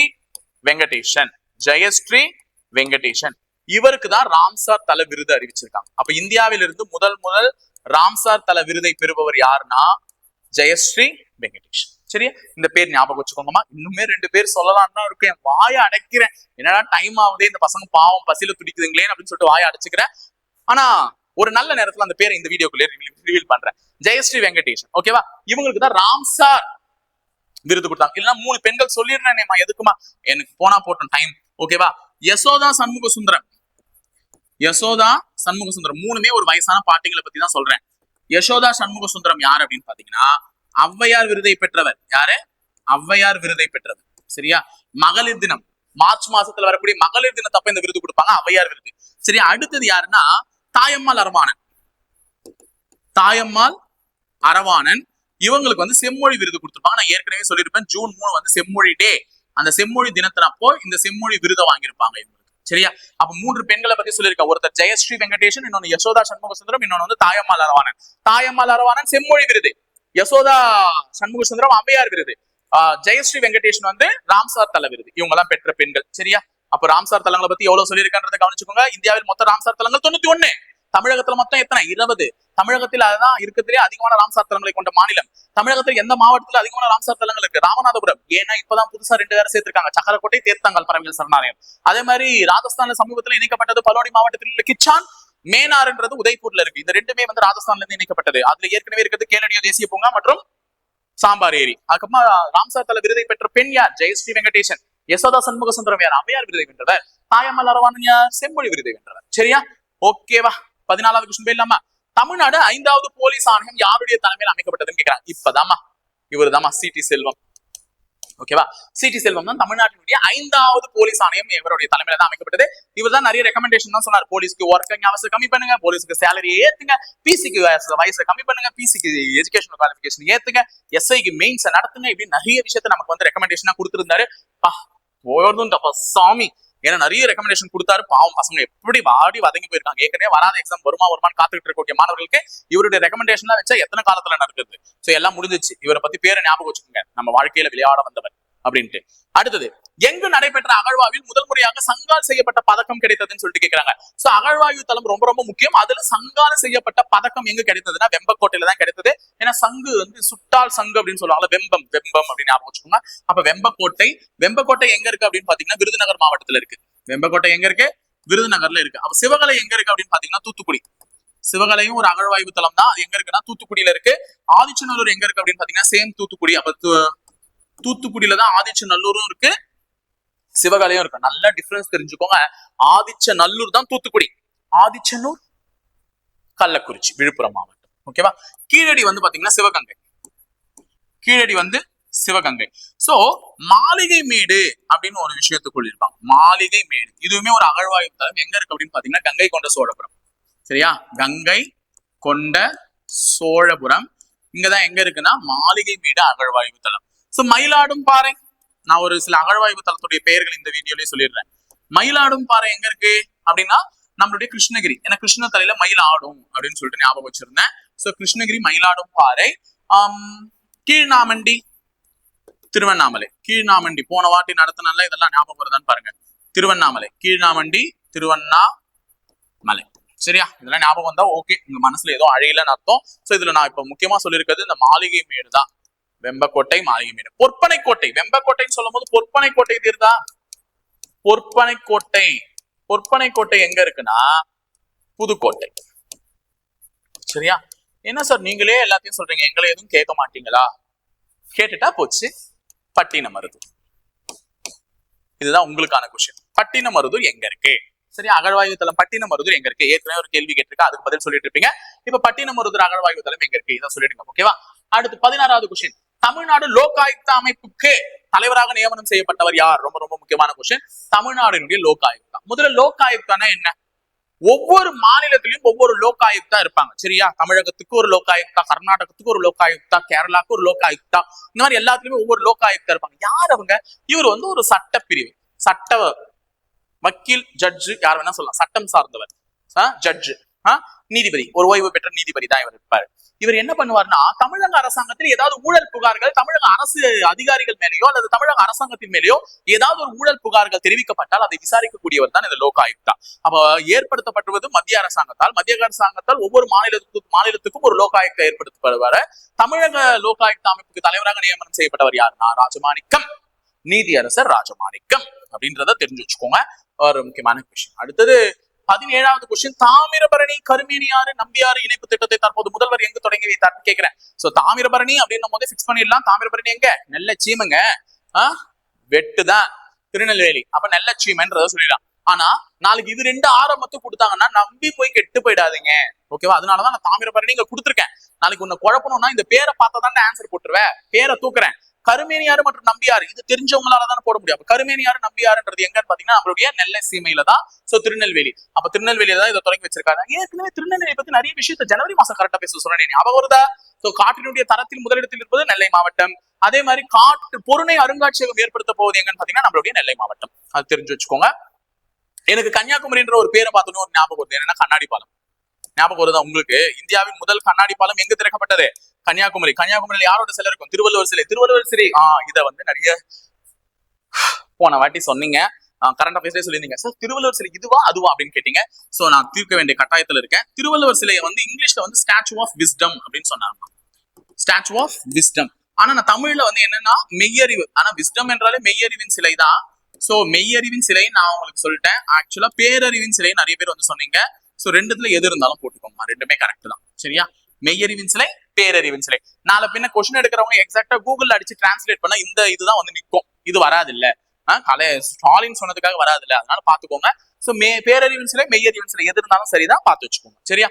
அடுத்தது போலாம். தமிழ்நாட்டில் பிங்க் ஆட்டோ திட்டம் எங்க செயல்படுத்தப்பட உள்ளதுன்னு சொல்றாங்க. ஆனா நீங்க உடனே டவுட்டுக்கு பிறந்தவங்களே நிறைய பேர் இது கேட்பீங்க. ரெண்டுமே ஆப்ஷன்ல இருக்கு சார், எதை சூஸ் பண்றோம்னா பேரறிவின் சிலைனே சொல்லிக்கோங்க. ஏன்னா முதல்வர் வாயால அதுதான் அனௌன்ஸ் பண்ணப்பட்டது, பேரறிவின் சிலைனே சொல்லிக்கோங்க. சரி, தமிழ்நாட்டில் பிங்க் ஆட்டோ திட்டம். அப்ப முதல்ல கேள்வி என்னன்னா பிங்க் ஆட்டோ திட்டம் எந்த மாநிலத்தில் அப்படின்னு கேட்டா தமிழ்நாடு. பிங்க் ஆட்டோ திட்டம் எந்த மாநிலத்தில் கேட்டா தமிழ்நாடு தான். தமிழ்நாட்டில் பிங்க் ஆட்டோ திட்டம் எங்க தொடங்கப்பட்டதுன்னா சென்னை. பிங்க் ஆட்டோனா யாருக்கு? பிங்க் யாருக்கு பிடிக்கும்? பெண்களுக்கு பிடிக்கும். அப்ப பெண்களே டிரைவர் ஆகும், பெண்களே அதுக்கான சுய உதவி குழுல காசு எடுத்து அந்த ஆட்டோவை வாங்கி அது மூலமா சம்பாதிச்சு பெண்கள் சுயமா நிற்கணும் அப்படின்னு செயல்படுத்தப்பட்ட ஒரு திட்டம் தான் பெண் ஆட்டோ, சாரி பிங்க் ஆட்டோ. அந்த பிங்க் ஆட்டோ வந்து பெண்களுக்கு சேவை, பெண்கள் மற்றும் குழந்தைகளுக்காக மட்டும் தான் அது. சோ தமிழ்நாட்டில் பிங்க் ஆட்டோ திட்டம் சென்னையில் செயல்படுத்தப்பட்டது. சரியா? அடுத்தது போலாமா? 19வது கேள்வி. டைட்டல் பூங்காவை தமிழ்நாட்டில் முதலியாக திறந்து வைத்தவர் யார்? டைட்டல் பூங்கா அப்படின்னா என்னன்னு முதல்ல தெரிஞ்சுக்கோங்க. ஏதோ மயில்சாமி வந்து ஒரு படத்துல சொல்லுவார்ல, வந்து தனுஷ் கிட்ட இது ஃப்ரம் டைட்டல் பார்க் அப்படின்னு சொல்லுவாங்க. டைட்டல் பார்க் பதில் டைட்டை படுத்துருவன்றதுலாம் அர்த்தம் கிடையாது. டைட்டல் பார்க்னா ஒரு ஐடி செக்டார். ஐடி செக்டாரினுடைய வளர்ச்சிகளுக்காக தமிழகத்தில் ஆங்காங்கே டைட்டல் பூங்காக்களை திறந்தார்கள். இதை தொடங்கி வைத்தவர் யார் அப்படின்னு பாத்தீங்கன்னா 2002 நினைக்கிறேன். ஐ திங்க் வந்து நம்மளுடைய மாண்புமிகு முன்னாள் முதலமைச்சர் கருணாநிதி அவர்களால் தான் திறக்கப்பட்டிருக்கும். சோ கருணாநிதி அவர்களால் திறக்கப்பட்டதுதான் என்னன்னு பாத்தீங்கன்னா டைட்டல் பூங்கா. தமிழகத்தின் முதல் டைட்டல் பூங்கா. சரியா? எங்க அப்படின்னு பாத்தீங்கன்னா சென்னை தரமணி. சென்னையில இருக்கக்கூடிய தரமணியில முதல்ல திறக்கப்பட்டது. சரியா? அப்ப டைட்டல் பூங்காவை பத்தி 3 கரண்ட் அஃபேர்ஸ் மட்டும் சொல்றேன். அப்ப டைட்டல் பூங்காவை திறந்து வைத்தவர் யாருன்னா கருணாநிதி. இருப்பதிலேயே மிகப்பெரிய டைட்டல் பூங்கா எதுன்னு கேட்பாங்க. மிகப்பெரிய டைட்டல் பூங்கா. சரியா? அவருடைய வாரிசு நம்மளுடைய ஸ்டாலின் அவர்கள் திறந்தார் மிகப்பெரிய டைட்டில் பூங்கா. இதுவரை நிறைய பேர் கேட்டிருந்தாங்க, சார் வாரிசுன்னு சொல்வது மனதை புண்படுத்துகிறதுன்ட்டு. சாரிப்பா, மனசு புண்பட்டு இருந்தா ஓகேவா, அப்படிதான்டா சொல்லுவேன் அப்படின்லாம் நான் சொல்ல மாட்டேன், சொல்லிடுறேன். மிகப்பெரிய டைட்டில் பூங்கா வந்து யார் திறங்குறதுன்னா நம்மளுடைய ஸ்டாலின் அவர்கள் திறந்தாரு. சோ ஸ்டாலின் முதல்வர் ஸ்டாலின் அவர்களால் திறக்கப்பட்ட இது எங்க இருக்கு அப்படின்னு பாத்தீங்கன்னா, நல்ல ஒரு நேத்து கூட நல்லா சொன்னேன், எனக்கு இப்ப டக்குன்னு எனக்கு ஞாபகம் வந்துச்சு. திருவள்ளூர்ல பட்டாபிராம் அந்த இடத்துலதான் திறந்திருக்காங்க. அப்போ தமிழகத்தினுடைய மிகப்பெரிய டைட்டில் பூங்கா எங்க இருக்குன்னா பட்டாபிராம், திருவள்ளூர்.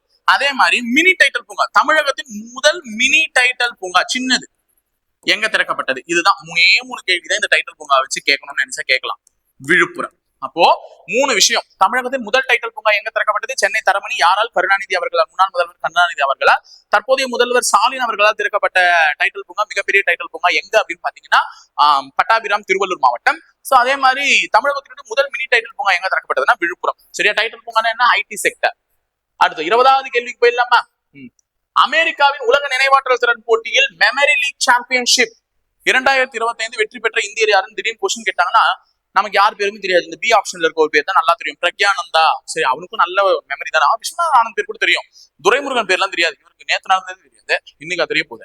விஸ்வநாதன் ஆனந்த் வந்து அவரு கொஞ்சம் மெமரி பவர் நினைச்சிட்டு பாருங்க. சோ இவங்க 2 பேருமே கிடையாது, இவங்க 2 பேருமே செஸ் சாம்பியன்ஷிப். விஸ்வா ராஜ்குமார் புதுவை மாவட்டத்தை சேர்ந்தவர். புதுச்சேரியினுடைய மருவுதான் என்ன? புதுவை. சோ புதுவை மாவட்டத்தை சேர்ந்த யூனியன் பிரதேசம், மாவட்டம்லாம் இல்ல, புதுவை யூனியன் பிரதேசத்தை சேர்ந்த விஸ்வா ராஜ்குமார் அவர்கள் தான் உலக நினைவாற்றல் திறன் போட்டியில் முதல் பரிசை வென்றிருப்பார், ஹைக்யூ காம்படிஷன். சரியா? சரி, இப்போ உங்களுக்கு ஒன்னு விஷயம் சொல்லிடுறேன். இந்த மாதிரி 2 செஸ் பிளேயரை பத்தி சொல்லும் போது உலக செஸ் சாம்பியன்ஷிப்பை வென்றவர் யாருமா? உலக செஸ் சாம்பியன்ஷிப் பட்டத்தை வென்றவர் யாரு? டி குகேஷ். இவருக்கு தான் தயான் சந்த் கேல் ரத்னா அவார்டையும் கொடுத்திருப்பாங்க. டி குகேஷ் அவர்கள். சோ ஞாபகம் வச்சுக்கோங்க, உலக செஸ் சாம்பியன்ஷிப் பட்டத்தை வென்றவர். ஓகேவா? அடுத்து 21வது கேள்வி. பிசிசிஐ வாழ்நாள் சாதனையாளர் விருது 2023-24 யாருக்கு வழங்கப்பட்டது அப்படின்னு சொல்லிட்டு கேக்குறாங்க. பிசிசிஐனா board of control of cricket in India. இது பிரிட்டிஷ்லாம் கிடையாது. பிபிசினா British board of corporation, British cricket council அப்படின்லாம் வரும். இது பிசிசிஐன்றது board of control of cricket in India. இந்தியாவில் இருக்கக்கூடிய கிரிக்கெட் ஆணையம் தான் பிசிசிஐ. சரியா? இதற்கு வாழ்நாள் சாதனையாளர், வாழ்நாள் சாதனையாளர்னா அவங்களுக்கு என்ன அவார்டு கொடுப்பாங்கன்னா சி.கே. நாயுடு விருதுன்னு கொடுப்பாங்க. சி.கே. நாயுடு விருது அந்த விருதினுடைய பெயர். அப்ப பிசிசிஐயால் வழங்கப்படக்கூடிய வாழ்நாள் சாதனையாளர் விருதினுடைய பெயர் என்ன? சி.கே. நாயுடு. யாருப்பா அவர் சி.கே. நாயுடு அப்படின்னு கேட்டீங்கன்னா, இந்திய டீம், இந்தியன் டீம் இருக்குல்ல, இந்தியன் கிரிக்கெட் டீம், அதனுடைய முதல் கேப்டனே அவர் தான், சி.கே. நாயுடு அவர்கள் தான். அவர்களுடைய நினைவாக தான் இந்த வாழ்நாள் சாதனையாளர் விருது யாருக்கு கொடுக்கப்பட்டதுன்னா கிரிக்கெட்டின் ஃபாதர், குரு என்று அழைக்கப்படக்கூடிய சச்சின் டெண்டுல்கர் அவர்களுக்கு தான் வழங்கப்படுகிறது. Master plaster. சரியா? சி.கே. நாயுடு விருது யாருக்கு வழங்கப்பட்டது? சச்சின் டெண்டுல்கர் அவர்களுக்கு வழங்கப்பட்டது. அப்போ இதே பிசிசிஐ சிறந்த வீரராக யாரை தேர்ந்தெடுத்ததுன்னா நம்மளுடைய ஜஸ்பிரீத் பும்ரா. அப்ப ஜஸ்பிரீத் பும்ரா யாரு? சிறந்த வீரராக தேர்ந்தெடுக்கப்பட்டது. இவருக்கு என்ன விருது கொடுத்தாங்கன்னா பாலி உம்ரிகர் விருது. என்னது? பாலி உம்ரிகர் விருது கொடுத்தாங்க. சரியா? பாலி உம்ரிகர் விருது கொடுத்தாங்க. அப்போ இவருக்கு கொடுத்தது பாலி உம்ரிகர் விருது, சச்சின் டெண்டுல்கருக்கு கொடுத்தது சி.கே. நாயுடு விருது. இப்ப எனக்கு இங்க இருக்கிறார் தோனி ஐயா அவர்கள். அவரை பார்க்கும்போது ஒரு கரண்ட் அஃபேர் ஞாபகம் வருது. இங்க எழுதுற பாருங்க தோனி பத்தி. ICC hall of fame. நான் ஏற்கனவே சொல்லிட்டேன், ஐசிசின்றது இன்டர்நேஷனல் கிரிக்கெட் கவுன்சில், சர்வதேச கிரிக்கெட் ஆணையம்னு சொல்லியிருக்கேன். அந்த சர்வதேச கிரிக்கெட் ஆணையம் ஹால் ஆஃப் ஃபேம், தமிழ்லயும் இப்படிதாமா கொடுப்பாங்க, ஹால் ஆஃப் ஃபேம் அப்படின்னு கொடுப்பாங்க. ஃபேம் என்றால் புகழ், புகழின் உச்சத்திர நட்சத்திரம் அப்படின்னு சொல்லிட்டு இவருக்கு ஜூலை மாசத்துல ஒரு விருது கொடுத்திருக்காங்க. ஜூன் மாசத்துல நினைக்கிறேன். ஆமா, ஜூன் மாசத்துல. என்னன்னா ஐசிசி ஆல் ஆஃப் ஃபேம் விருது கொடுத்தாங்க. அந்த விருதை பெறக்கூடிய 11வது இந்தியர் இவர் தான். சரியா? அந்த விருதை பெறக்கூடிய 11வது இந்தியர். அப்போ ஐசிசி ஆல் ஆஃப் ஃபேம் என்ற விருதை 2025 ஜூன் மாதம் யார் பெற்றார்கள் அப்படின்னு வந்துச்சுன்னா MS தோனி அவர்கள் பெற்றார். சரியா? ஐசிசியினுடைய தலைமையகம் துபாய் UAE-ல இருக்கு. அதெல்லாம் தேவையில்லை. சரி, இதெல்லாம் தெரிஞ்சுக்கோங்க. அப்போ பிசிசிஐயால் வாழ்நாள் சாதனையாளர் விருதான சி.கே. நாயுடு விருதை பெற்றவர் சச்சின் டெண்டுல்கர். பாலி உம்ரிகா சிறந்த வீரருக்கான விருதை பெற்றவர் ஜஸ்பிரீத் பும்ரா. சிறந்த வீராங்கனை யாரு அப்படின்னு கேட்பாங்க. சோ வீரர் வந்து ஜஸ்பிரீத் பும்ரா. சிறந்த வீராங்கனை யாரு அப்படின்னு கேட்டாங்கன்னா ஸ்மிருதி மந்தனா. யாரு? ஸ்மிருதி மந்தனா. சரியா? இதுதான் கிரிக்கெட் கொடுக்கக்கூடிய விருதுகள். இதை பத்தி எல்லாம் சொல்லிட்டேன். அடுத்து 22வது கேள்வி. 67வது கிராமி விருதுகளில் விருது வென்ற இந்திய வம்சாவளி இசையமைப்பாளர் யாருன்னு கேட்கிறாங்க. கிராமி விருதுகள் என்பது எந்த துறைக்கு வழங்கக்கூடியதுன்னா இசைத்துறைக்கு. கிராமி விருது எந்த துறைக்கு வழங்கக்கூடியது? இசைத்துறைக்கு வழங்கக்கூடிய விருது. இந்த இசைத்துறையில் இந்திய வம்சாவளியை சேர்ந்த ஒரு இசையமைப்பாளருக்கு விருது கொடுத்துருக்காங்க. யாருன்னா சந்திரிகா கிருஷ்ணமூர்த்தி டாண்டன். சந்திரிகா கிருஷ்ணமூர்த்தி டாண்டன். சந்திரிகா இசைதானே, அந்த சோப்போட இது அப்படியே ஞாபகம் வச்சுக்கோங்க. அப்ப இசை விருது 67வது இசை விருதான கிராமி விருதை வென்ற இந்திய வம்சாவளியை சேர்ந்த ஒரு இந்தியர் யார் அப்படின்னு பாத்தீங்கன்னா சந்திரிகா கிருஷ்ணமூர்த்தி டாண்டன். சோ எந்த ஆல்பத்துக்கு கொடுத்தாங்க? இவங்க ஒரு மியூசிக்கல் ஆல்பம் போட்டிருப்பாங்களா, அந்த ஆல்பத்தினுடைய பெயர் வந்து திரிவேணி ஆல்பம். என்ன ஆல்பம்? திரிவேணி ஆல்பம். இதை நாளைக்கு கேட்டிருப்பாங்க. திடீர்னு 67வது கிராமி விருதில் விருது பெற்ற இந்திய வம்சாவளியை சேர்ந்த இந்தியரான யாரு? சந்திரிகா கிருஷ்ணமூர்த்தி டாண்டன் அவர்கள் எந்த ஆல்பத்திற்காக அந்த விருதை பெற்றார் அப்படின்னு சொல்லிட்டு கேட்டாங்கன்னா விழுந்துடக்கூடாது. சந்திரிகா கிருஷ்ணமூர்த்தி டாண்டன் அவர்கள் எந்த ஆல்பத்துக்காக வின் பண்ணாங்க? திரிவேணி. ஓகேவா? சோ இப்ப இன்னொரு விஷயம், எனக்கு இந்த மியூசிக்கை பத்தி பேசும்போது நம்மளுடைய மாஸ்டர், மியூசிக் மாஸ்டர் யாரு? இளையராஜ். இவரு லண்டன்ல ஒரு சிம்போனிய வந்து அரங்கேற்றினார். சரியா? ஆசிய கண்டத்தில் இருந்து ஒரே இசையமைப்பாளர் லண்டனில் சிம்போனியை அரங்கேற்றியவர் இவர் தான். இவர் என்ன சிம்போனி அரங்கேற்றினார்? அதனுடைய பேர் என்னன்னு கேட்டீங்கன்னா வேலியன்ட். என்ன அதனுடைய பேர்? வேலியன்ட். இதுவுமே கரண்ட் அஃபேர். அப்ப ஆசிய கண்டத்தில் இருந்து ஐரோப்பா கண்டமான லண்டன்ல வந்து ஒருத்தர் தன்னுடைய சிம்போனியை அரங்கேற்றினார், ஆங்கிலத்தில் அரங்கேற்றினார் என்றால் அவர் ஒருவர் தான். நம்மளுடைய பெருமை மிகு இளையராஜா அவர்கள் தமிழகத்தை சேர்ந்தவர். அவருடைய அந்த இசையமைத்த அந்த சிம்போனியினுடைய பெயர் என்னன்னா வேலியன்ட். அப்ப இசையை பத்தி சொல்லும் போது 2 கரண்ட் அஃபேர் லிங்க் பண்ணிட்டேன்னா 67வது கிராமி விருதை பெற்றவர் யார்? இந்திய வம்சாவளியை சேர்ந்த பெண் யார்? சந்திரிகா கிருஷ்ணமூர்த்தி டாண்டன். அவர் என்ன ஆல்பத்துக்காக வாங்கினாங்க? திரிவேணி ஆல்பத்துக்காக வாங்கினாங்க.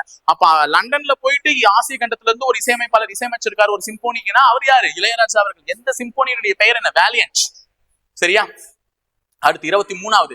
கலைஞர் கருணாநிதியின் படைப்புகளை மக்கள் பயன்படுத்த தொடங்கப்பட்ட இணைய பக்கம் இது. அது கலைஞர் கருணாநிதியினுடைய படைப்புகள் மட்டும் இல்ல, அவர் வந்தவர் போனவர் இதெல்லாம் பத்தி எழுதியிருப்பார் நிறைய.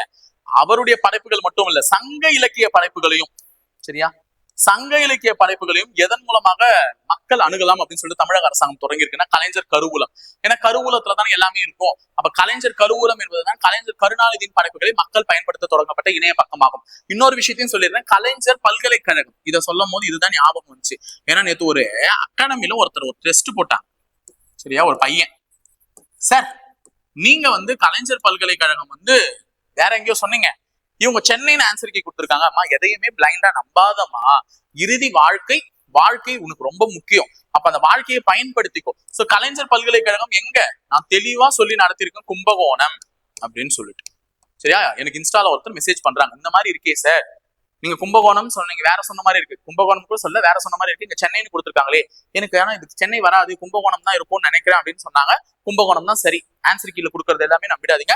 சோ கும்பகோணம் தான் சரி. பாரதிதாசன் பல்கலைக்கழகத்துல பாதி எடுத்துதான் இந்த பேரே வச்சிருப்பாங்க. அப்ப எந்த பல்கலைக்கழகத்துல இருந்து கலைஞர் பல்கலைக்கழகம் பிரியுது அப்படின்னு பாத்தீங்கன்னா, பாரதிதாசன் பல்கலைக்கழகத்துல இருந்து தான் கலைஞர் பல்கலைக்கழகம் பிரியுது. எந்த மாவட்டத்தில் ஆரம்பிக்கப்பட உள்ளது? கும்பகோணம் அப்படின்றது தெரிஞ்சுக்கோங்க. சரியா? அடுத்து 24. விண்வெளியில் அதிக நேரம் நடந்த பெண் என்ற சாதனையை படைத்தவர் யாருன்னா சுனிதா வில்லியம்ஸ். கிட்டத்தட்ட 62 மணி நேரம் 6 நிமிஷம் நடந்திருக்காங்களாம். சரியா? சோ ரீசெண்டா போயிட்டு வாமான்னு போய் அனுப்பி விட்டுட்டு கூப்பிட்டுக்கிறேன்னு சொல்லிட்டு கூப்பிடாம ரொம்ப நாள் அங்க இருக்க வச்சாங்கல்ல, அதனால அந்த அம்மா சும்மா இல்லாம அங்க வாக்கிங் போயிருப்பாங்க. அதனால 62 மணி நேரம் 6 நிமிடம் நடந்த ஒரு பெருமையை அடைந்துள்ளார் சுனிதா வில்லியம்ஸ். ஆனால் விண்வெளியில் அதிக நாட்கள் இருந்த பெண் என்ற சாதனை அடைந்தவர் சுனிதா வில்லியம்ஸ் அல்ல. அவர்கள் 608 நாட்கள் தான் இருந்தாங்க, சமீபத்தில் இருந்த நாட்களோட சேர்த்தே. ஆனா 675 நாட்கள் இருந்து அந்த பெருமையை அடைபவர் யாருன்னு பாத்தீங்கன்னா பெக்கி விட்சன் என்ற அமெரிக்க வீராங்கனை. Peggy Whitson. இப்ப கூட சுபான்ஷு சுக்லா போனார்ல, சர்வதேச விண்வெளி நிலையத்திற்கு சென்ற முதல் இந்தியர் யாரு? சுபான்ஷு சுக்லா. விண்வெளிக்கு சென்ற இந்தியர்னா ராகேஷ் சர்மா. சர்வதேச விண்வெளி நிலையத்திற்கு சென்ற இந்தியர்னா தான் சுபான்ஷு சுக்லா. அந்த சுபான்ஷு சுக்லாவோட போன ஒரு பைலட் தான் யாருன்னு பாத்தீங்கன்னா பெக்கி விட்சன் அவர்கள். அமெரிக்காவை சேர்ந்தவர், நாசாவை சேர்ந்தவர். இவர் தான் அதிக வாழ்நாளை, தன்னுடைய வாழ்நாளில் அதிக நாட்களை விண்வெளியில செலவிட்ட பெண்கள் 675 நாட்கள். அப்ப 2 கேள்விக்கு தெரிஞ்சுக்கோங்க. அதிக நேரம் நடந்த பெண் என்ற சாதனையை படைத்தவர் நம்மளுடைய இந்திய வம்சாவளியை சேர்ந்த வீராங்கனையான சுனிதா வில்லியம்ஸ். இதே அதிக நாட்கள் விண்வெளியில் இருந்த பெண் அப்படின்னு கேட்டாங்கன்னா பெக்கி விட்சன். நடந்திருக்க மாட்டாங்க, அதனாலதான் கவுண்ட்ல வரல. புரியுதா? சரி, அடுத்து 25. லித்தியம் ஆய்வு. லித்தியம் ஆய்வு மற்றும் சுரங்கத்திற்காக தற்போது இந்தியா எந்த நாட்டுடன் ஒப்பந்தம் செய்துள்ளதுன்னா அர்ஜென்டினாமா. அப்ப லித்தியம்னா அர்ஜென்டா இருக்கணும், லித்தி அர்ஜென்ட் ஞாபகம் வச்சுக்கோங்க. ஜஸ்ட் சொல்லிவிட்டு போறேன், இன்னும் 30 கேள்வி வேற இருக்கு. தற்போது எந்த மாநிலத்தில் குடியரசுத் தலைவர் ஆட்சி அமல் செய்யப்பட்டுள்ளது? குடியரசுத் தலைவர் ஆட்சினா பிரசிடென்சியல் ரூல், ஜனாதிபதி ஆட்சி சொல்ல போன. அப்ப குடியரசுத் தலைவர் ஆட்சி எங்கன்னா மணிப்பூர்ல தான். கிட்டத்தட்ட மணிப்பூர்ல 11 முறை குடியரசுத் தலைவர், 11 முறை மட்டும் இல்ல, இதுவரை எந்த மாநிலத்தில் அதிகப்படியான குடியரசுத் தலைவர் ஆட்சி நடந்திருக்குன்னா அந்த மணிப்பூர்ல தான். மணிமணியா இருப்பாங்கன்னு கேள்விப்பட்டிருக்கு. இவ்வளவு ஃப்ராட் பண்ணிருக்கீங்களே, அதனாலதான் குடியரசுத் தலைவர் ஆட்சி அமைச்சிருக்காரு. தமிழகத்திலே 4 முறை நடந்திருக்கு. ஆனா எந்த மாநிலத்தில் முதலில் குடியரசுத் தலைவர் ஆட்சி அமல்படுத்தப்பட்டுள்ளது? இந்த மாதிரி ஒரு கொஸ்டின் கேட்டாங்கன்னா நம்மளுடைய பஞ்சாப். அப்ப பஞ்சாப் தான் முதல் குடியரசுத் தலைவர் ஆட்சியை பெற்ற மாநிலம். சரியா?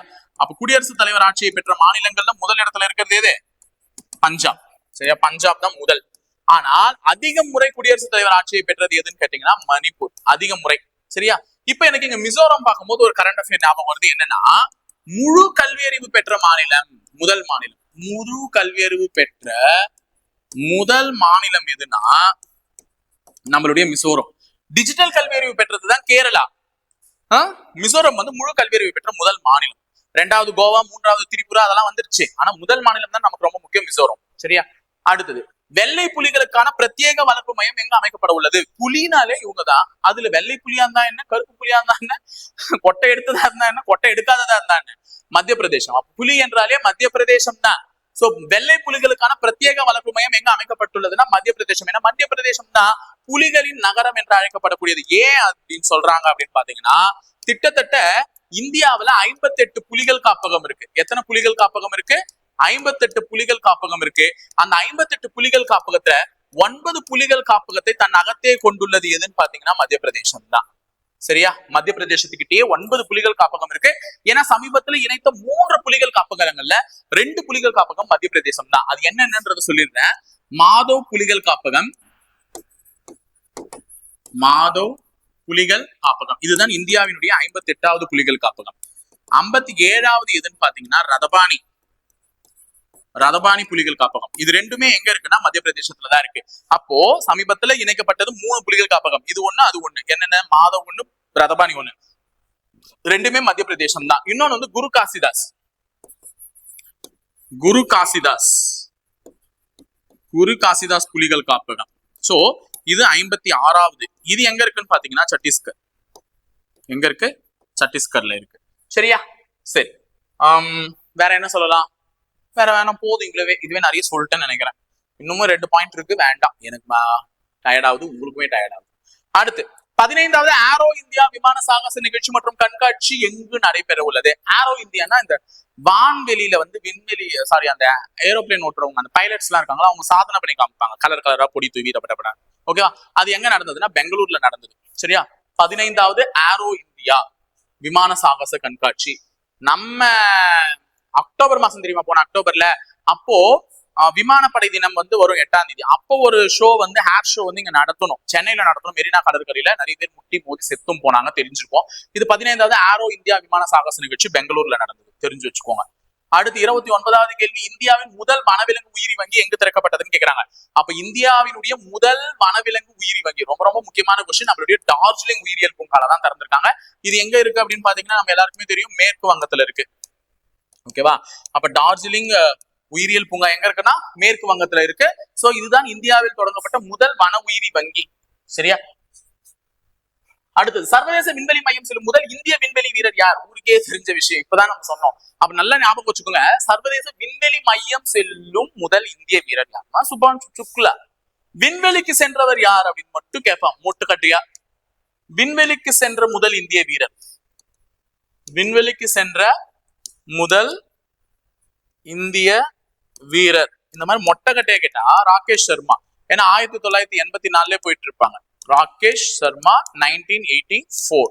சரியா? அப்போ சுபான்ஷு சுக்லா என்பவர் சர்வதேச விண்வெளி நிலையம் சென்றார். பூமியிலிருந்து 400 கிலோமீட்டர் தொலைவில் இருக்கு. இது ரொம்பலாம் இல்ல, எவ்வளவு கிலோமீட்டர் தொலைவு? 400 கிலோமீட்டர் தொலைவில் இருக்கு. சோ 28 மணி நேரம் ஆகும் போய் சேர்றதுக்கு. நம்ம பூமியில இருந்து கிளம்புனா 28 ஹவர்ஸ்.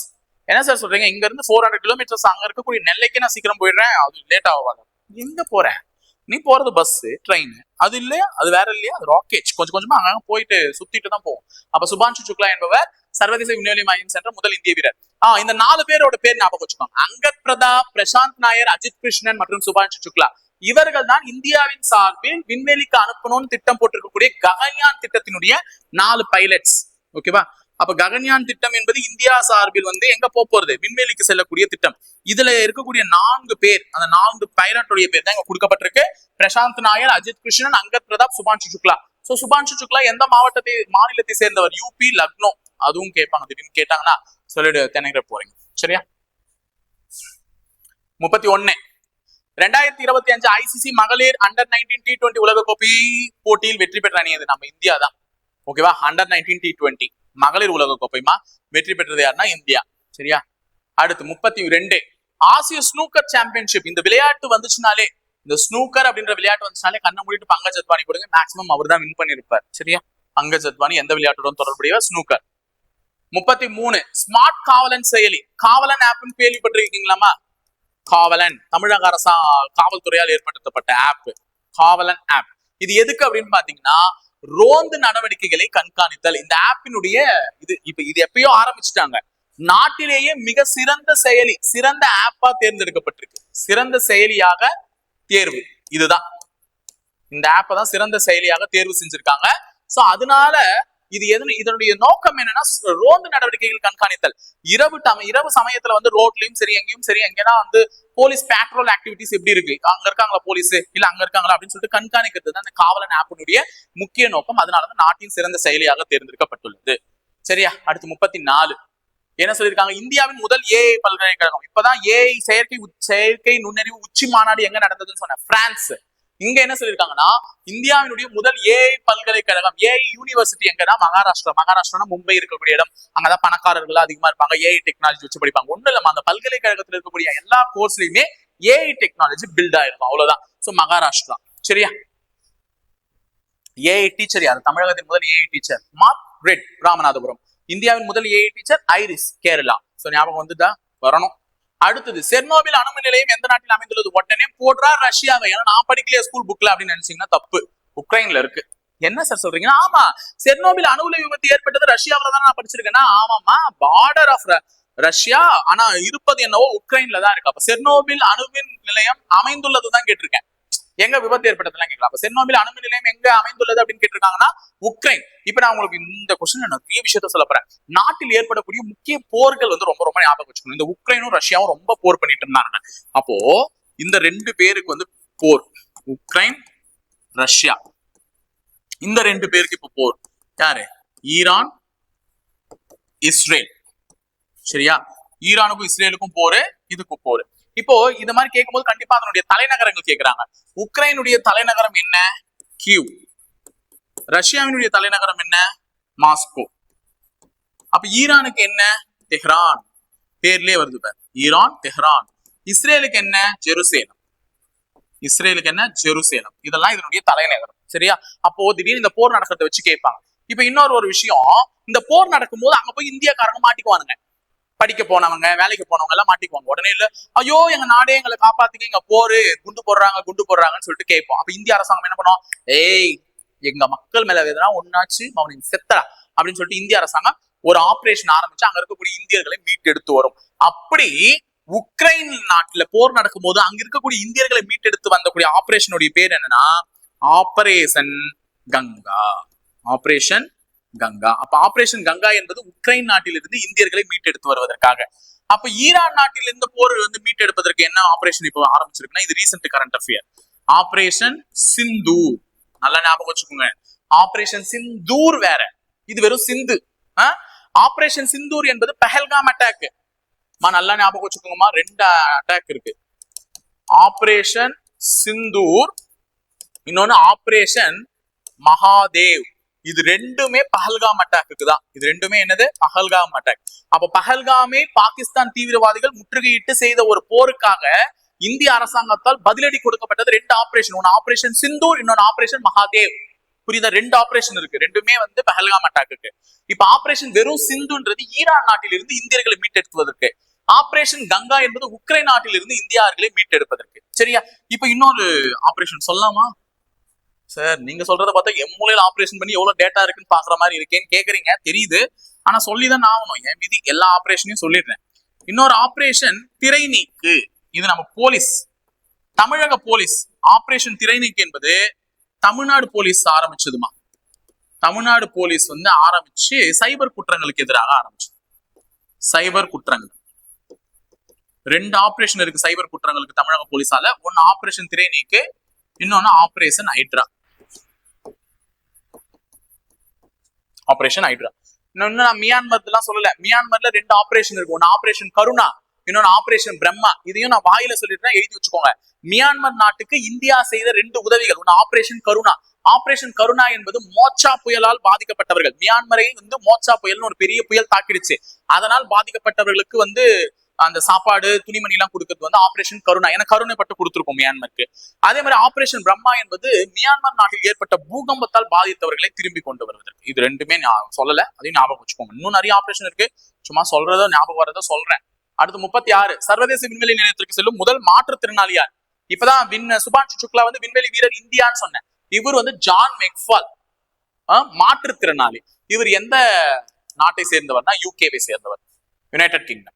சரியா? John McFall. வாங்க டக்கு டக்குன்னு முடிக்கிறேன். 37, தேசிய அறிவியல் தினம் பிப்ரவரி 28. Sir C V. ராமன் தெரியுமாமா? அவருடைய பிறந்த தினத்தை தானே நம்ம தேசிய அறிவியல் தினமா கொண்டாடுறோம். ஆமா அப்படின்னு சொன்னா உதப்பேன். Sir CV. ராமன் பிறந்தது நவம்பர் 7. Sir CV. ராமன் பிறந்தது எப்போ? நவம்பர் 7. பிறந்த தினத்தை கொண்டாடல, அவருடைய கண்டுபிடிப்பு இருக்குல்ல, நோபல் பரிசு வாங்கினாரு. ராமன் விளைவு நோபல் பரிசு வாங்கின ராமன் விளைவு கண்டுபிடிச்ச தினத்தை தான் நம்ம என்ன கொண்டாடுறோம்னா தேசிய அறிவியல் தினம். அதுதான் பிப்ரவரி 23. ஏன்னா நமக்கு போன முறை கொஸ்டின்ல எல்லாம் எஸ்ஐல எல்லாம் இப்படி கேட்டிருக்காங்கம்மா. செப்டம்பர் 5 என்பது ஆசிரியர் தினம் என்பது சர்வபள்ளி ராதாகிருஷ்ணன் அவருடைய பிறந்த நாள். நேருனுடைய பிறந்த நாள் தான் வந்து குழந்தைகள் தினம் அப்படிலாம் கேட்டிருக்காங்க. அந்த மாதிரி நாளைக்கு காரணம் கேட்க போறாங்க. அப்ப சார் சி.வி. ராமனுடைய பிறந்த நாளை நம்ம அறிவியல் தினமா கொண்டாடல, அவர் நோபல் பரிசு வாங்கி அந்த ராமன் விளைவை கண்டுபிடித்த தினமான நாம் பிப்ரவரி 28 வந்து கொண்டாடுறோம். சரியா? அப்ப பிப்ரவரி 21 எழுதிக்கோங்க, சர்வதேச தாய்மொழி தினம். சர்வதேச தாய்மொழி தினம். பெங்காலிய பிரிக்கும் பொழுது எனக்கு பெங்காலி தான் வங்காளதேசம் பிரிச்சாங்க, பங்களாதேஷ். எங்களுக்கு பெங்காலி தான் தாய்மொழியா வேணும், எங்களுக்கு வேற எதுவும் தாய்மொழியா வேணாம்னு சொல்லிட்டு 52 இளைஞர்கள் உயிர் நீத்த நாள் அந்த பிப்ரவரி 21. அதனாலதான் சர்வதேச தாய்மொழி தினம் கொண்டாடுறோம். காரணத்தை தெரிஞ்சுட்டு படிங்க. இது மாநில பெண் குழந்தைகள் தினம். ஜெயலலிதா அம்மையாருடைய பிறந்த நாள். மாநில பெண் குழந்தைகள் தினம். மாநிலம் என்றால் தமிழக மாநிலமா? தமிழக மாநிலத்துல கொண்டாடப்படுவது தமிழக தாரகையால தான். அதாவது தங்க தாரகை ஜெயலலிதா அம்மையார் அவர்களுடைய பிறந்த தினத்தை தான் மாநில பெண் குழந்தைகள் தினமா கொண்டாடுறோம். சரியா? 38 போலாமா? மைக்ரோசாப்டின் புதிய குவாண்டம் சிப்பின் பெயர் என்ன? நான் இப்ப இந்த வீடியோவுடைய தொடக்கத்துல மைக்ரோசாப்டினுடைய சிஇஓ யாருன்னு சொன்ன தலைமை செயல் அதிகாரி சத்ய நாடெல்லா. அவங்க புதிய குவாண்டம் சிப் ஒண்ணு தயாரிச்சிருக்காங்க. அதனுடைய பேர் மஜரோனா. இதுக்கு மெத்ததுக்கெல்லாம் கூட பேர் இருக்கு. வில்லோனா கூகுள்து. கீழவே வரும் இன்னொரு கொஸ்டின், நான் சொல்றேன். கூகுள்து. மைக்ரோசாப்டின் புதிய குவாண்டம் சிப்பின் பெயர் என்னன்னா மஜரோனா 1. இந்த குவாண்டம் சிப் என்னன்னா கம்ப்யூட்டர் அட் ஏ டைம் 0வையும் ஆக்சஸ் பண்ணும், 1ஐயும் ஆக்சஸ் பண்ணும். நமக்கு அவ்வளவு டீடைல் தேவையில்லை. பட் மைக்ரோசாப்டின் புதிய குவாண்டம் சிப்பின் பெயர் மஜரோனா. மைக்ரோசாப்ட் மஜரோனா. இங்க வச்சிருக்கோம் பாரு எல்லா கம்பெனிஸ் பேரையும். வில்லோ என்பது எந்த குவாண்டம் சிப்னா எந்த கம்பெனிதுன்னா கூகுள். மஜரோனா 1 என்பது மைக்ரோசாப்ட். ஒசலெட் என்பது அமேசான். எல்லாமே சரி. சரியா? இந்த 3 குவாண்டம் சிப்போட பேரும் எழுதிக்கோங்க. வில்லோனா கூகுள், மஜரோனா 1னா மைக்ரோசாப்ட், ஒசலெட்னா அமேசான். சோ எல்லாமே குவாண்டம் சிப்ஸ் தான். அடுத்தது உலக ஈரநில தினம் எப்போ? இப்பதான் சொல்லிட்டேன். ஈரநில தினம் எப்போ? பிப்ரவரி 2. எத்தனை ராம்சார் தலங்கள் இருக்கு? 91 இந்தியாவில. தமிழகத்துல எத்தனை இருக்கு? 20. தமிழகத்துல அதிகமா எங்க இருக்கு? ராமநாதபுரம். இப்ப ரீசெண்டா சேர்த்தது சக்கரக்கோட்டை, தேர்த்தங்கள் பறவைகள் சரணாலயம். எல்லாமே ஞாபகம் வருதா? பிப்ரவரி 4 என்னமா? உலக புற்றுநோய் தினம். பிப்ரவரி 4 என்ன? உலக புற்றுநோய் தினம். ஞாபகம் வருதாமா? குட் கைஸ், ஞாபகம் வரும். 41. பின்வரும் கூற்றுகளை கவனிங்கள். ராமநாதபுரத்தில் உள்ள சக்கரக்கோட்டை மற்றும் தேர்த்தங்கால் ஆகியவை ராம்சார் தலங்களாக அறிவிக்கப்பட்டுள்ளது. சரிதானே? கரெக்ட். இந்தியாவில் தமிழ்நாட்டில் அதிக எண்ணிக்கையிலான ராம்சார் தலங்கள் உள்ளன. 20. சரி. ரெண்டும் சரி. இப்பதான் நான் சொன்னேன். அந்த 2 பாயிண்ட் தான் இங்க கொடுத்திருக்கேன். சோ ரெண்டுமே சரி. 42. தமிழ்நாட்டில் எந்த மாவட்டத்தில் அதிக எண்ணிக்கையான ராம்சார் தலங்கள் உள்ளன? இப்பதான் நம்ம பார்த்துட்டோமே, ராமநாதபுரத்துலதான் அதிகமா இருக்கு. சரியா? சிவகங்கைன்னு பார்த்தோன்னே எனக்கு கீழடி ஞாபகம் வரணும். தூத்துக்குடின்னு பார்த்தோன்னே ஆதிச்சநல்லூர் சிவகங்கை ஞாபகம் வரணும். வருதா? வரணும். பின்வரும் கூற்றுகளை கவனியுங்கள். 2047 ஆண்டுக்குள் 100 ஜிகாவாட் அணுசக்தி அடைய இந்தியா இலக்கு வைத்துள்ளது. சரி. சரியா? 2047க்குள் போதைப் பொருள் இல்லாத இந்தியாவாக உருவெடுக்க உள்ளதும் சரி. 100 ஜிகாவாட் பவர்மா, நிறைய அணுசக்தி பவர் 100 ஜிகாவாட்டை எடுத்துட்டு வரணும். 2033 ஆண்டுக்குள் 5 சிறிய அணு உலைகளை உருவாக்க இந்தியா இலக்கு வைத்துள்ளது. இதுவுமே சரிதான். இது ரொம்ப முக்கியமான கொஸ்டின் இல்ல, ஆனா இந்த பாயிண்ட் ரொம்ப முக்கியம். அப்ப இந்தியா 100 ஜிகாவாட் பவரை உற்பத்தி பண்ணணும்னு சொல்லிட்டு எந்த ஆண்டு இலக்காக நிர்ணயித்துள்ளதுன்னா 2047. நமக்கு சுதந்திரம் கிடைச்சு 100 வருஷம். ஓகேவா? 44வது கொஸ்டின். இந்தியாவில் எந்த மாநிலத்தில் அதிக பொட்டாஷ் வளங்கள் உள்ளன? முதல்ல பொட்டாஷ்னா இந்த மூரியேட் ஆஃப் பொட்டாஷ் கெமிஸ்ட்ரியில படிச்சிருக்கீங்களா? மூரியேட் ஆஃப் பொட்டாஷ் உரம் தயாரிப்பு. தாவரங்கள் எந்த விதமான நோய் கிருமிகளும் அண்டாமல், நோய் பாக்டீரியாஸும் தாவரங்கள் அண்டாம தாவரங்கள் நன்றாக வளர வேண்டும் என்றால் உரம் தேவை. அந்த உரம் தயாரிப்பில் பயன்படுவதுதான் இந்த பொட்டாஷ். இது எந்த மாநிலத்தில் அதிகமா காணப்படுதுன்னா ராஜஸ்தான்ல தான் அதிகமா காணப்படுது. இப்போ உங்களுக்கு ஒரு கரண்ட் அஃபேர்ஸ் சொல்றேன். தோரியம், சமீபத்தில் தோரியம் அதிகமாக கண்டெடுக்கப்பட்ட நாடு எதுனா சீனா. சரியா? சீனா. அதனாலதான் அவன் யுரேனியத்துக்கு பதிலாக நான் தோரியத்தை வச்சு அணுசக்தி உற்பத்தி பண்றேன் அப்படின்னு சொல்லியிருக்கான். புரியுதா? அது சொல்லிட்டேன் எக்ஸ்ட்ரா. அடுத்து 45. இந்தியாவில் தேசிய மகளிர் தினம் பின்வரும் எந்த தலைவரை கௌரவிக்கும் வகையில் கொண்டாடப்படுகிறது? சர்வதேச மகளிர் தினம்னா சர்வதேச மகளிர் தினம் எப்பன்னு பாத்தீங்கன்னா மார்ச் 8. எப்போ? மார்ச் 8. இது தேசிய மகளிர் தினம். இது Feb 13. சரோஜினி நாயுடு அவர்களுடைய பிறந்த நாளை கொண்டாடுவதுதான். இந்தியாவின் நைட்டிங்கேல் என்று பலராலும் அறியப்பட்டவர், கவிக்குயில். நைட்டிங்கேல் கவிக்குயில் என்று பலராலும் அறியப்பட்ட சரோஜினி நாயுடு. இவர் தான் முதல் ஆளுநரும். இந்தியாவின் முதல் பெண் ஆளுநர் யாரு? இவங்கதான் முதல் பெண் ஆளுநர், கவர்னர். ஓகேவா? அவர்களுடைய பிறந்த நாளை கௌரவிக்கும் பொருட்டு தான் பிப்ரவரி 13 என்பது தேசிய மகளிர் தினமாக கொண்டாடப்படுகிறது. சர்வதேச மகளிர் தினம் மார்ச் 8. மாநில பெண் குழந்தைகள் தான் இப்பதான் சொன்ன ஜெயலலிதா அம்மையாரினுடைய பிறந்த நாளான பிப்ரவரி 24. ஜனவரி 24 தேசிய பெண் குழந்தைகள் தினம். நிறைய இருக்கு. பெண்களை பத்தி நிறைய, குழந்தைகளுக்கு இருக்கு, மகளிருக்கு இருக்கு, நிறைய இருக்கு. சரி, இது தெரிஞ்சுக்கோங்க. சரோஜினி அம்மாவினுடைய பிறந்த நாள். அடுத்து 46. சர்வதேச தாய்மொழி தினம். இப்பதான் சொல்லிட்டேன். தாய்மொழி தினம் பிப்ரவரி 21. பிப்ரவரி 10 குடற்புழு நீக்க தினம். அது தேவையில்லை, பட் தெரிஞ்சுக்கணும், சும்மா சொல்றேன். அடுத்து 47. 2025 பட்ஜெட்டில் நிதி அமைச்சரால் மேற்கோள் காட்டப்பட்ட திருக்குறள் இது. திருக்குறளை மேற்கோள் காட்டி அம்மா நிர்மலா சீதாராமன் அவர்கள் பட்ஜெட்டை தாக்கல் பண்ணியிருந்தாங்க. என்ன குறள்னா, வான் நோக்கி வாழும் உலகெல்லாம் மன்னவன் கோல் நோக்கி வாழும் குடி. வான் நோக்கி வாழும் உலகெல்லாம் மன்னவன் கோல் நோக்கி வாழும் குடி இப்படின்னுட்டு தான் அவங்க அந்த குறளை சொன்னாங்க. அப்படி என்ன அர்த்தம் சார்? அந்த குறளினுடைய அர்த்தம் என்ன? வான் நோக்கி வாழும் உலகெல்லாம், இந்த உலகத்தில் உள்ள அனைத்து உயிர்களும் வானை நோக்கி தான் வாழும். வானை நோக்கி வாழணும்னா தலையை மேல பார்த்துக்கிட்டு இருக்கிறது கிடையாது. மழையை நம்பிதான் உலகத்தில் இருக்கக்கூடிய அனைத்து உயிர்களும் இருக்கும். சும்மாவா சொன்னார் திருவள்ளுவர் நீரின்றி அமையாத உலகன்ட்டு? அப்ப உலகத்தில் உள்ள அனைவருமே நீரை காமனா பேஸ் பண்ணி தான் இருக்கிறாங்க. சோ பயிர்கள் ஆகட்டும், பயிர்களுக்கு கிடைக்கக்கூடிய அனைத்து வளங்களாகட்டும் அனைத்துமே நீரை சார்ந்துதான் இருக்கிறது. அதனால் வான் நோக்கி வாழும் உலகெல்லாம், உலகில் உள்ள அனைவருமே நீரை எப்படி நம்பி வாழறாங்களோ அதே மாதிரிதான் மன்னவன் கோல் நோக்கி வாழும் குடி. இந்த குறளை முடிச்சிடலாம். மன்னவன் கோல் நோக்கி வாழும் குடி. மன்னவன் கோல் என்றால் என்னம்மா? செங்கோலை கொண்டு ஆட்சி செய்வான். கோல் நோக்கி வாழும் குடி. சரியா? குடி என்றால் குடி கிடையாது, குடிமக்கள். நம்மளுடைய குடிமக்கள் மன்னவனுடைய செங்கோலை நம்பி வாழ்வர். செங்கோலை வச்சிருக்கக்கூடிய மன்னவன் சிறப்பாக ஆட்சி செய்யணும்.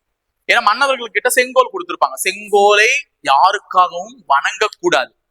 அங்க கொடுக்கக்கூடிய தீர்ப்புகள் நல்லா இருக்கும். அப்ப குடிமக்கள் அனைவரும் மன்னவனை நம்பி வாழ்வாங்க அப்படின்னு சொல்லிட்டு இந்த அம்மா எதை விளக்குறாங்கன்னா, அனைவரும் மோடியை நம்பி வாழுங்க, இந்த நாடு கண்டிப்பா சுபிட்சமா இருக்கும் அப்படின்னு சொல்லிட்டு சொல்றாங்களாம். சோ இதுதான் இந்த குறளினுடைய அர்த்தம். வான் நோக்கி வாழும் உலகெல்லாம் மன்னவன் கோல் நோக்கி வாழும் குடி என்ற குறளை மேற்கோள் காட்டிதான் 2025 ஆண்டுக்கான பட்ஜெட்டை தாக்கல் செய்தார். பின்வரும் கூற்றுகளை கவனிங்க. ஒரு விஷயம், ஒரு ஃபன் ஃபேக்டா ஒரு விஷயம் சொல்லட்டுமா? பட்ஜெட்டை தாக்கல் பண்ணும்போது ஒரு ஸ்வீட் கொடுத்துதான் தாக்கல் பண்ணுவாங்க. அது என்ன ஸ்வீட்? மைசூர் பாக்கா, ரசகுல்லாவா, லட்டா, பூந்தியா, ஜிலேபியா, ஜாங்கிரியா, இல்ல பெனக்கோட்டா மாதிரி எதனாவா அப்படின்னு நினைச்சீங்கன்னா எதுவுமே கிடையாது. நம்ம தெற்கு சீமையான நெல்லையில பேர் போன ஸ்வீட்டான அல்வாவை தாக்கல் பண்ணுவாங்க. இது ஒரு ஃபன் ஃபேக்ட். பட்ஜெட் தாக்கல் பண்ணும்போதுக்கு முன்னாடியே அல்வா தான் கொடுப்பாங்க. பட்ஜெட்டுக்கு அப்புறமா அல்வா தான், அதனால பட்ஜெட்டுக்கு முன்னாடி அல்வா. பின்வரும் கூற்றுகளை கவனியுங்கள். ஞானேஷ்குமார் தலைமை தேர்தல் ஆணையராக நியமிக்கப்பட்டுள்ளார். ஆமா, ஞானேஷ்குமார் அவர்கள் தலைமை தேர்தல் ஆணையராக நியமிக்கப்பட்டுள்ளார். எத்தனையாவது தலைமை தேர்தல் ஆணையர்? 26வது. தேர்தல் ஆணையர்கள் யார் யார்? விவேக் ஜோஷி, சுக்பீர் சிங் சாந்து. விவேக் ஜோஷி தேர்தல் ஆணையராக நியமிக்கப்பட்டார். ரெண்டுமே சரி. அப்ப 26வது RBI ஆளுநர் யாருன்னு சொன்னேன்? சஞ்சய் மல்ஹோத்ரா. அப்போ வேறு சில பதவிகளும் சொல்லியிருக்காங்க. அனந்த நாகேஸ்வரன் பிரதமருடைய பொருளாதார ஆலோசகர்னு சொன்னேன். வேற எதனா இருக்கா? சஞ்சய் மல்ஹோத்ராவை பத்தி பார்த்தோம்ல. இவர் யாரு? BR கவாய். யாருமா? உச்ச நீதிமன்ற நீதிபதி. யாரு? உச்ச நீதிமன்ற நீதிபதி. உச்ச நீதிமன்ற நீதிபதி. இன்னொரு சஞ்சய் மல்ஹோத்ரா RBI கவர்னர்னு சொன்னேன். இப்ப நான் எழுதி போறது சஞ்சய் மூர்த்தி. கேக்னு சொல்லுவாங்க, கம்ப்ட்ரோலர் ஆடிட்டர் ஜெனரல், தலைமை கணக்கு தணியாளர் அப்படின்னு சொல்லுவாங்க. அவர் தான் தலைவர். இவர் தான் தணிக்கையாளர், தலைமை கணக்கு தணிக்கையாளர், comptroller and auditor general of India அப்படின்னு சொல்லுவாங்க. அவர் தான் சஞ்சய் மூர்த்தி. அப்ப சஞ்சய்ல 2 பேர் இருக்கு. ஒரு சஞ்சய் ஓடி போயிட்டார். சஞ்சய் கண்ணான்றவர் BR கவாய்க்கு முன்னாடி உச்ச நீதிமன்ற நீதிபதியா இருந்தார். அவர் போயிட்டாரு கரண்ட் அஃபேர்ல இருந்து. இப்ப BR கவாய் தான் உச்ச நீதிமன்ற நீதிபதியா வந்துட்டாரு. அப்ப இருப்பது மிச்சம் இருக்கிறது 2 சஞ்சய். ஒருத்தர் சஞ்சய் மல்ஹோத்ரா RBI ஆளுநர், இன்னொரு சஞ்சய் மூர்த்தி கேக் தலைமை கணக்கு தணிக்கையாளர். ஓகேவா? 49வது கேள்வி போயிடலாமா? பின்வருவனவற்றில் இந்தியாவுக்கும் ஜப்பானுக்கும் இடையிலான கூட்டு ராணுவ பயிற்சி எது? தர்மா கார்டியன் ஜப்பானுக்கும் இந்தியாவுக்கும் நடந்தது. அப்ப யூத் அபியாஸ் என்பது அமெரிக்காவுக்கும் இந்தியாவுக்கும் நடந்தது. யூத் அபியாஸ் என்றது அமெரிக்காவுக்கும் இந்தியாவுக்கும் நடந்தது. அப்போ இந்த 3 பேர் எழுதணும் பாருங்க. வருணா, கருடா, சக்தி. இது எல்லாமே பிரான்ஸ் கூட நடந்தது. வருணா கப்பற்படை, கருடா விமானப்படை. இது ராணுவம். இது இந்தியாவுக்கும் பிரான்ஸுக்கும் நடந்த பேர். இதே ரஷ்யா கூட கேட்டாங்கன்னா இந்திரா. சரியா? அவ்வளவுதான். தெரிஞ்சுக்கோ. அடுத்த 50வது கேள்வி. மணற்கேணி செயலியின் நோக்கம் என்ன? ஆப். மணற்கேணின்னு ஒரு ஆப்மா. தொட்டனை தூண்டும் மணற்கேணி மாந்தருக்கு கட்டணை தூரும் அறிவு அப்படின்னு சொல்லிட்டு திருவள்ளுவர் சொல்லியிருக்காருல்ல. அந்த மணற்கேணி என்பது தமிழக அரசாங்கத்தால், தமிழ்நாடு கவர்மெண்டால் ஏற்படுத்தப்பட்ட ஆப். மாணவர்களுக்கு டிஜிட்டல் கல்வியை வீட்டிலேயே வழங்கக்கூடியது. அப்போ எல்லா சப்ஜெக்ட்டுமே ஸ்டாண்டர்ட் வைஸ் எடுத்திருப்பாங்க. 6th 7th 8th 9th 10th எல்லாம் ஸ்டாண்டர்ட் வைஸ் எடுத்திருப்பாங்க. டிஜிட்டல் கல்வி போன்லயே படிச்சுக்கலாம். அப்ப மணற்கேணி செயலியின் நோக்கம் டிஜிட்டல் கல்வி வழங்குதல். மத்திய பட்ஜெட்டில் அறிவிக்கப்பட்ட மக்கானா வாரியம் எங்க அமைய உள்ளது? மக்கானா என்றால் தாமரை விதைமா. தாமரை பூக்கும் அப்படின்லாம் சொல்றீங்களா? அந்த தாமரை விதை தான் மக்கானா வாரியம். எங்க அமைய உள்ளது என்றால் பீகாரில் அமைய உள்ளது. அப்ப மத்திய பட்ஜெட்ல அறிவிக்கப்பட்ட மக்கானா வாரியம் பீகார்ல அமைய உள்ளது. அப்ப உங்களுக்கு இன்னும் 2 விஷயத்த சொல்ல போறேன். மஞ்சள் வாரியம் ஏற்கனவே ஜனவரி மாசம் கரண்ட் அஃபேர்ல படிச்சிட்டோம். எங்க? தெலுங்கானா, நிசாமாபாத். இப்ப தெலுங்கானால இருப்பது என்னது? மஞ்சள் வாரியம். அப்ப இன்னொரு விஷயத்த சொல்ல போறேன். சர்வதேச உருளைக்கிழங்கு மையம்னு ஒண்ணு இருக்கு. இதையும் ஆரம்பிச்சுட்டாங்க. சர்வதேச உருளைக்கிழங்கு மையம். உருளைக்கிழங்குக்குள்ளாமா உருளைக்கிழங்கு மையம் எங்க இருக்குன்னா ஆக்ரால இருக்கு. எங்க இருக்கு? ஆக்ரா. சரியா? அப்ப 3 விஷயத்த சொல்லியிருக்கா. மஞ்சள் வாரியம் தெலுங்கானா, மக்கானா வாரியம் பீகார். இது வந்து என்னது? உருளைக்கிழங்கு வாரியம் ஆக்ரா. சரியா? 52 இன்னும் 4 கொஸ்டின் தான், டக்குன்னு முடிச்சிடலாம். உலக தமிழர் புலம்பெயர் தினம். உலக தமிழர் புலம்பெயர் தினம், வெளிநாடு வாழ் தமிழர் தினம் சொன்னோம்ல. ஜனவரி 12 விவேகானந்தர் பிறந்த நாள், தேசிய இளைஞர் எழுச்சி நாள் சொல்லக்கூடிய ஜனவரி 12 வந்து உலக தமிழர் புலம்பெயர் தினம் சொல்லியிருக்கோம். இதனுடைய கருப்பொருள் என்னன்னா எத்திசையும் தமிழங்கே. சார் போன வாட்டி தமிழால் இணைவோம் சொன்னீங்க சார், அதான் சொன்னாங்க. அதுக்கப்புறம் எத்திசையும் தமிழினங்கே தான் முடிச்சிருக்காங்க. அப்ப ரெண்டுமே கரெக்ட் தான். ஆனா முக்கியமானது இதுதான், எத்திசையும் தமிழினங்கே. எத்திசையும் தமிழினங்கே என்றால் 8 திசைகளும் தமிழால் இணைவோம், தமிழினங்கே. சரி. 53 ரிசர்வ் வங்கியால் வெளியிடப்பட்ட சமீபத்தில் ரூபாய் 50 மதிப்புள்ள ரூபாய் நோட்டுகளில் பின்புறத்தில் உள்ள மையக்கரு எது? மோட்டோ. 50 நோட்டுக்கு பின்னாடி என்ன இருக்கும்? அம்பியினுடைய கல்தேர். கர்நாடகா மாநிலம் பட்டடக்கல்லில் உள்ள பட்டடக்கல். இது எங்க இருக்குன்னா பட்டடக்கல்னு சொல்லுவாங்க. அப்ப அம்பியின் கல்தேர் எங்க இருக்குன்னா பட்டடக்கல், கர்நாடகா மாநிலம். அப்ப அம்பியின் தேர் தான் 50 ரூபாய் நோட்டு பின்னாடி இருக்கு. அப்ப மங்கள்யான் எத்தனை ரூபாய் நோட்டு? 2000 ரூபாய் நோட்டு ஒழிச்சு விட்டாங்க. செங்கோட்டை எத்தனை ரூபாய் நோட்டு? 500 ரூபாய் நோட்டு. சாஞ்சி ஸ்தூபி எத்தனை ரூபாய் நோட்டு? 200 ரூபாய் நோட்டு. அப்ப 100 ரூபாய் நோட்டு பின்னாடி என்ன? ராணி கி வாவ். 20 ரூபாய் நோட்டு பின்னாடி என்ன இருக்கும்? எல்லோரா குகைகள். 20 ரூபாய் நோட்டு பின்னாடி எல்லோரா குகைகள். இதெல்லாம் எங்க இருக்கணும்னு தெரிஞ்சு வச்சுக்கோங்கம்மா. எல்லோரா குகைகள் மகாராஷ்டிரம். ஐ திங்க் மகாராஷ்டிரம், ஆமா நினைக்கிறேன், மத்திய பிரதேசம். ராணி கி வாவ் குஜராத். சாஞ்சி ஸ்தூபி தான் மத்திய பிரதேசம். அப்ப மகாராஷ்டிரம் தான் 20வது. 10 சூரிய கோயில், கோனார்க் சூரிய கோயில். கோனார்க் சூரிய கோயில்மா எங்க இருக்கு? ஒடிஷாவுல இருக்கு. சரியா? ஒடிஷாவுல இருக்கு, தெரிஞ்சு வச்சுக்கோங்க. இது அம்பியின் கல்தேர் வந்து கர்நாடகம். இன்னும் 2 கேள்விதான். 2025 பிரிக்ஸ் உச்சி மாநாடு. இப்பதான் G20 பத்தி சொன்னேன், நான் தெளிவா எழுதி போடுறேன், எழுதி வச்சுக்கோங்க. G20 2023 இந்தியாவுல நடந்தது. 2024 பிரேசில்ல நடந்தது. 2025 தென்னாப்பிரிக்கால நடந்தது. அதே 2026 அமெரிக்கால நடக்க போகுது. சோ நமக்கு இந்த 2 வருஷம் கேட்கறதுக்கு வாய்ப்புகள் அதிகமா இருக்கு G20. அதே பிரிக்ஸ் உச்சி மாநாடு 2024 எங்க நடந்ததுன்னா ரஷ்யா. 2025 எங்க நடக்க போகுதுன்னா பிரேசில்ல நடக்க போகுது. 2026 எங்க நடக்க போகுதுன்னா நம்மளுடைய இந்தியா. சரியா? இது தெரிஞ்சுக்கோங்க. பிரிக்ஸ் உச்சி மாநாடு எங்கெல்லாம் நடக்க போகுது. இவன் என்ன கேட்டிருக்கான்? 2025 தானே கேட்டிருக்கான். அப்ப எங்க? பிரேசில். சரியா? சமீபத்தில் இணைந்த பிரிக்ஸ் பிரிக்ஸ் உறுப்பு நாடுகள் இணைந்தது எதுனா இந்தோனேஷியா. இது நான் போன கரண்ட் அஃபேர்ஸ் ஜனவரியில சொல்லியிருக்கேன். லாஸ்ட் கொஸ்டின் முடிச்சிடலாம், ரொம்ப நேரம் ஆயிடுச்சு. பின்வருவனவற்றில் யாருக்கு 2024 ஆண்டின் BBC இந்திய விளையாட்டு வீராங்கனை? BBC என்றால் பிரிட்டிஷ் பிராட்காஸ்டிங் சேனல். அவங்க வந்து ஸ்போர்ட்ஸ் சேனல் தான். அவங்க யாருக்கு அவார்டு கொடுத்திருக்காங்கன்னா மனு பாக்கருக்கு தான் சிறந்த வீராங்கனைக்கான அவார்டு கொடுத்திருக்காங்க. மனு பாக்கர் எந்த விளையாட்டுடன் தொடர்புடையவர்? துப்பாக்கி சுடுதல் விளையாட்டுடன் தொடர்புடைய மனு பாக்கருக்கு தான் 2024 ஆண்டுக்கான சிறந்த வீராங்கனை விருது கிடைக்கப்பட்டுள்ளது. அப்ப அவனி லெகாரா யாருன்னா இவங்களுமே ஒரு பேரா துப்பாக்கி சுடுதல் வீராங்கனை. சரியா? துப்பாக்கி சுடுதல் வீராங்கனை. சில வீராங்கனைகளுடைய பெயர்கள் சொல்லிடுறேன், நாளைக்கு ரிலேட் பண்ண போறாங்க. வினேஷ் போகத் கூகுள்ல அதிகமா தேடப்பட்ட ஒரு நபர். இவர்கள் வந்து மல்யுத்தத்துடன் தொடர்புடையவர். ஏன்னா அந்த 100 கிராம் முடி அதிகமா இருந்துச்சு, ஒலிம்பிக் போட்டியில இருந்து விலக்கிட்டாங்கல்ல. யாரு வினேஷ் போகத்னு தேடினாங்க நம்ம நாட்டுக்காரங்க. அதனால வினேஷ் போகத் என்பவர் மல்யுத்தத்துடன் தொடர்புடையவர். அதே மாதிரி ஷீத்தல் தேவி இவர்கள் எந்த விளையாட்டுடன் தொடர்புடையவர்னா பேரா வில்வித்தை. ஓகேவா? ஆக்சுவலி வில்வித்தையுடன் தொடர்புடையவர். பேரா என்றாலே ஊனமுற்றவர்கள்மா, அது ஞாபகம் வச்சுக்கோங்க. ஷீத்தல் தேவி. இவங்க பேரை மறந்துட்ட பாருங்க. எப்படி கிரிக்கெட்டுக்கு வந்து ஸ்மிருதி மந்தனா மட்டுமே ஃபேமஸோ அதே மாதிரி மித்தாலி ராஜும் ஃபேமஸ். இவங்களும் எந்த விளையாட்டுடன் தொடர்புடையவர்? கிரிக்கெட். எதுக்காக இவங்க பேரை சொல்றேன்னா இந்த BBC வந்து சிறந்த வீராங்கனையா மனு பாக்கரை சொல்லியிருக்கல, வாழ்நாள் சாதனையாளரா வந்து யாரை சொல்லியிருக்குன்னா மித்தாலி ராஜா தான் சொல்லியிருக்கு. அப்ப சச்சின் டெண்டுல்கர் வந்து BCCI வாழ்நாள் சாதனையாளர். இந்த அம்மா வந்து மித்தாலி ராஜ் வந்து BBC வாழ்நாள் சாதனையாளர். எந்த விளையாட்டுடன் தொடர்புடையவருக்கு? கிரிக்கெட்டோட. அது மட்டும் இல்லாம இது பெண்களுக்கு மட்டுமே கொடுத்த விருது. ஆண்கள்லாம் எந்த ஸ்போர்ட்ஸ் பிளேயரும் எடுத்துக்கலாம். அதனால பெண்கள் பேரை மட்டுமே சொல்லியிருக்கேன். சோ இங்கயோட நம்மளுடைய பிப்ரவரி கரண்ட் அஃபேர்ஸ் முடிச்சுக்கலாம். நிறைவு சுபம். சரியா? வீடியோ பிடிச்சிருந்துச்சா?